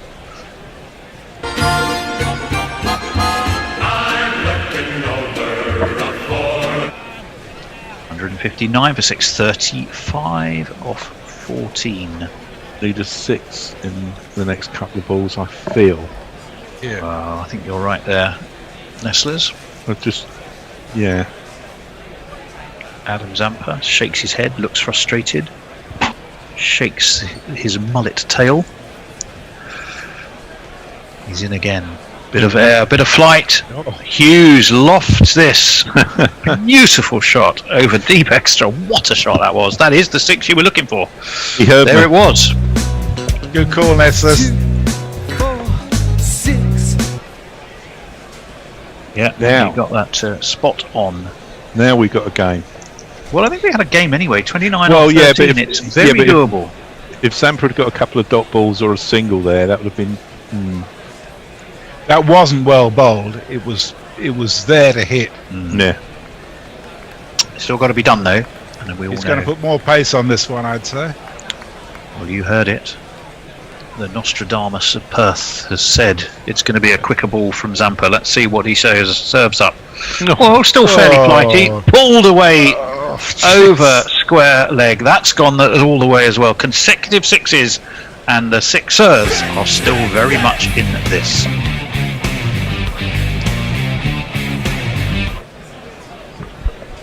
They have the power surge still too, you know. Do they? Holly Jolly Jessica has just said I can confirm that 6 just crashed through my bedroom window down here in Sydney. There you are. Yeah, it was huge. It was definitely huge. 23 off 2 overs. That's very doable. It is. Here you go. It's the type of equation we all want, isn't it? Really, it's just either side, both well and truly in the mix. And it's the game Bear's been waiting for. Bear breaks his duck. Yes. And, Brathwaite's on 20. Daniel Hughes on 79. 45. Oh yes, it's 64, and we do have that power play. Bear's the power surge. Bear's doing a Mick Shannon. He is doing a Mick Shannon. It's the power surge. It's Liam Hatcher who is going to have to bowl with the fielding restrictions back to power play mode. Interestingly timed by the Sixers. Let's see what they've got. That's full, and Brathwaite doesn't get hold of this. It's going to be just a single away into the offside. Well bowled by Hatcher, I think. Maybe he would have got 2 if the field hadn't been forced to come in. Well, this is it. This is it. Sometimes it works, sometimes it doesn't. The additional pressure of knowing that you've set up a situation where you have to be hitting. I mean, frankly, you have to be hitting anyway. In the situation that the Sixers are in. Let's see what young Hatcher is going to be able to serve up here. He's coming around the wicket to the left-handed Hughes, who whips him away superbly, but there's Andre Fletcher prowling at deep back with square leg. Easy to pick out is Fletcher, 1 because of his hair, and 2 because he's got loads of tape to hold that microphone in place. Who is it? Hussey, isn't it? Hussey's the coach of the Stars. Yes, he is. And he's deep in conversation with Nathan Coulter-Nile. I think we should do a run and ball count for each ball now, Tony. We can do 21 off 10 is what is needed. 173 for 6. Round the wicket comes Hatcher. Oh, back over his head. Holly Jolly. Ace taken by Glenn Maxwell, what an extraordinary catch. Messrs sharp intake of breath. Me too. We both thought that was going to be the second ball through Holly Jolly Jessica's window. It wasn't. It dropped short of the boundary. It dropped into the hands of Maxwell, who took it diving behind him, and one suspects that might be the terminal blow, but we shall see. Well taken, Glenn Maxwell. There, anytime you like, you can play a wicket jingle. Oh, you are playing a wicket jingle. You played a wicket jingle. Stop talking, you'll hear it. I can't. It's like playing charades. It's like playing Christmas charades with the bear. No, what we've worked out, Tony, is if you talk, the jingle, you won't hear it. So you've got to stop, and then you'll hear the jingle. I understand. This is the problem we were having earlier. Well, anyway, the one channel. Hatcher has his second wicket. I don't think any of us thought he was going to get it with that ball, because we were all fairly convinced, I think, that was clearing the rope. But the vital wicket of Brathwaite, and the man you can very rarely ever keep out of a game, Glenn Maxwell, took an astounding catch. So we're going to see one of the 7 Dwarciuses. It's Ben, more famed, of course, for his bowling. No shots for fear, falling into traps they've laid. If we not Ben Dwarcius around the park. He spears this into the pads, really, of Hughes, who whips it away, but will only get a single. It sort of trickled enough, slow enough, in fact, that Hatcher could sprint after it and field off his own bowling. 20 off 8 at 15 runs and over is the equation. It's still there to be done. They still have Hughes at the wicket. If he was to get every run, he'd get a ton into the bargain, wouldn't he? Yeah, but he could probably unlikely, of course. he'd rather get the win, I think. I'm sure that is the case. Hatcher in around the wicket. Full, wide, full. It was a full toss. It was within those lines, though. And that is an excellent piece of bowling by Hatcher to create a dot ball just when the Sixers didn't need it. I can tell you that Ben Dwarcius has an average in T20s of 16.8, a strike rate of 124.86.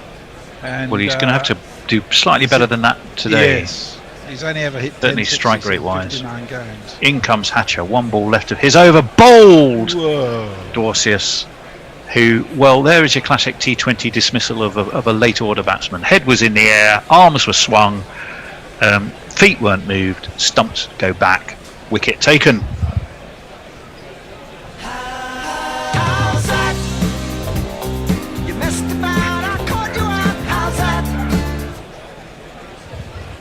Perfect ball for the moment, wasn't it, Messrs? Perfect ball. It was very well bowled. I'm so impressed with Hatcher. He's played 3 T20s now. He's taken 5 wickets in them at a very good economy rate.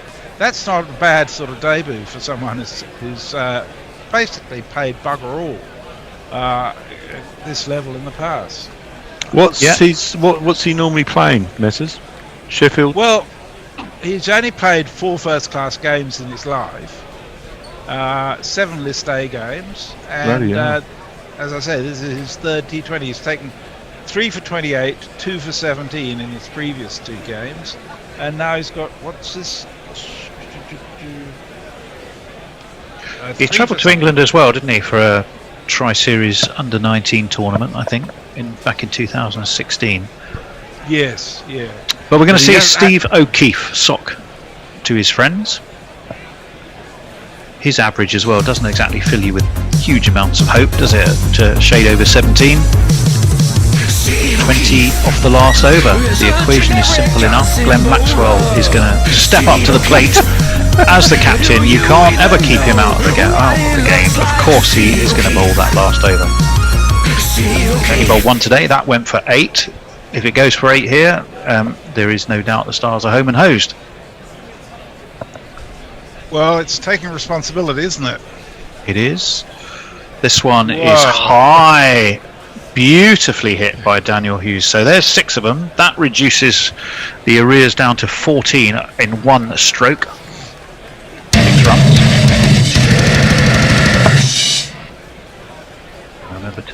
there and see when we were ready to play the jingle for that one. Again, freed the arms. This one is whipped though. Oh Lord, it's misfielded at backward square. It went through the fielder. It's gone for 4. 10 off 2, meaning 10 off 4 left. This is far from over. 2 + 2 is a man. Who was the miscreant down there? Him. Well, thank you for that. That clarifies that. That's the sort of if the Stars lose we this, need. if the Stars lose this, they can blame their fielding. They've let through at least 3, possibly 4. They have, but you wonder if that's partly down to dew and difficult conditions for fielding this late into the night. Oh, that's a horrible full toss by Maxwell. Hughes says, and it was nearly a catch as long leg and backward square converged on the boundary. Young bucket heads are bucketing like crazy in the crowd. Thought the catch had taken, it wasn't, and it has gone now. 6 in the end it was, wasn't it? Yes. Indeed it was. 6 more. Yeah, I played that. Oh, you played that. Fair enough. Lord help us. 4 runs needed off 3, and I'm afraid suddenly this game has swung on its head, and it looks to me as though with 4 off 3 you back the Sixers. Yeah. Excellent result. Excellent. My Well, they haven't got there grandsons yet. will be very pleased if they get it. Haven't got there yet. Bear's happy either way. Oh no, he's even happier if the Stars win. Well, he's actually seen a decent game as well. The Sixers or the Stars, Bear, do you want to win? If the Stars win, no, sorry. If the who's Maxwell batting? Comes around the wicket. That's This it. one's pulled by That's Hughes. it. I think he's got it all the way. Has he? No, he's going to be taken down there. He is. This game's over, not over yet. Daniel Hughes, who's on 96, was looking to do precisely what we were saying. Can he get the 20 that gets in there? He's been caught on the boundary. He's gone for 96. This game has maybe yet another twist and turn to serve up for us. Exciting stuff.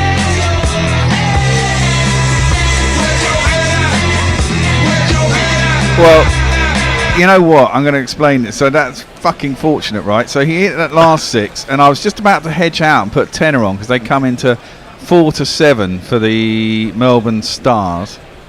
Sorry, the Sydney Sixers. After that 6 went, they went out to 5-2. So I put a fiver on that, and I've got 11-2 for the Sydney Sixers. So I've hedged out, and whatever happens, I get 15 quid. Sweet. Well, that's good. So you can pop that straight into our charity fund. No, it's in my betting account. Hilton Cartwright, by the way, was the man who took that catch, who I think was the miscreant who let the misfield through. So some redemption for him, perhaps. 4 runs needed off 2 balls. We said you can't ever keep Maxwell out of the headlines. He's got 2 balls to bowl. He's got a new man at the crease. He's in. And it's. I think they might get it. I think they might get it. It's going to be 4 byes that's going to win the match. It was a swing and a miss, and it has gone through. It would have been Brathwaite, won't it, in the end? But anyway, they're 190 for 9. They needed 4 off 2 balls. They got them off 1. The Sixers have done it. Daniel Hughes, not surprisingly, is both relieved and ecstatic at the same time because he was on 96. He lost his wicket, but it didn't matter in the end. The Sixers have won by 1 wicket with 1 ball left.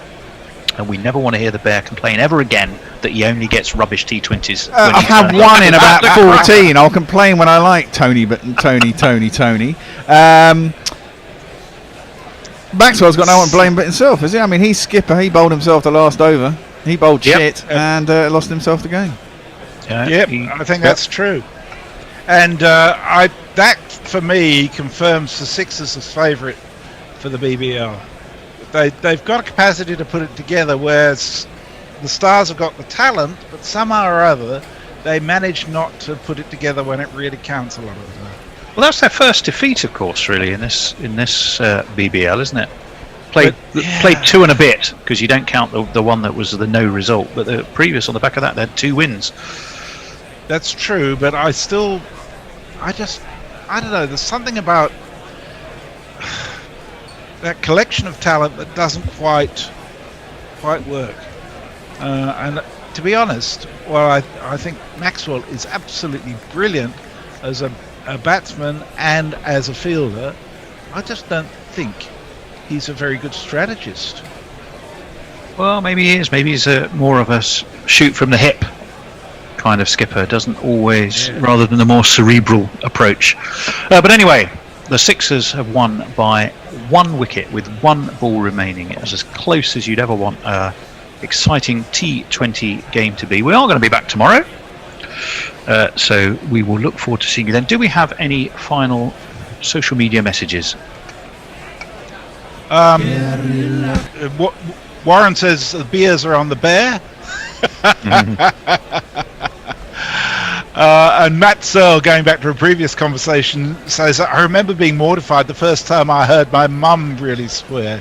I think the phrase towards my dad was, shut your buggering face off. Well, that's marvellous. Lovely. I like that. Anyway, we are done. So thanks to Jules, thanks to the bear, thanks to Messy Jez, thanks to Nestlers. We're going to be back tomorrow to warm our hands with the Brisbane Heat as they serve up a Christmas treat with the Hobart Hurricanes. Oh my God! Until then, Happy New Year! I won't be seeing you again. Happy New Year! Happy New Year, Messers. Happy New Year, Messers. Thanks, mate. Guerrilla crickets. Whoa. Guerrilla crickets. Whoa. Guerrilla Take guard, man the barricades, patrol the cover boundary. At last the time has come, this is a cricketing emergency. Hear this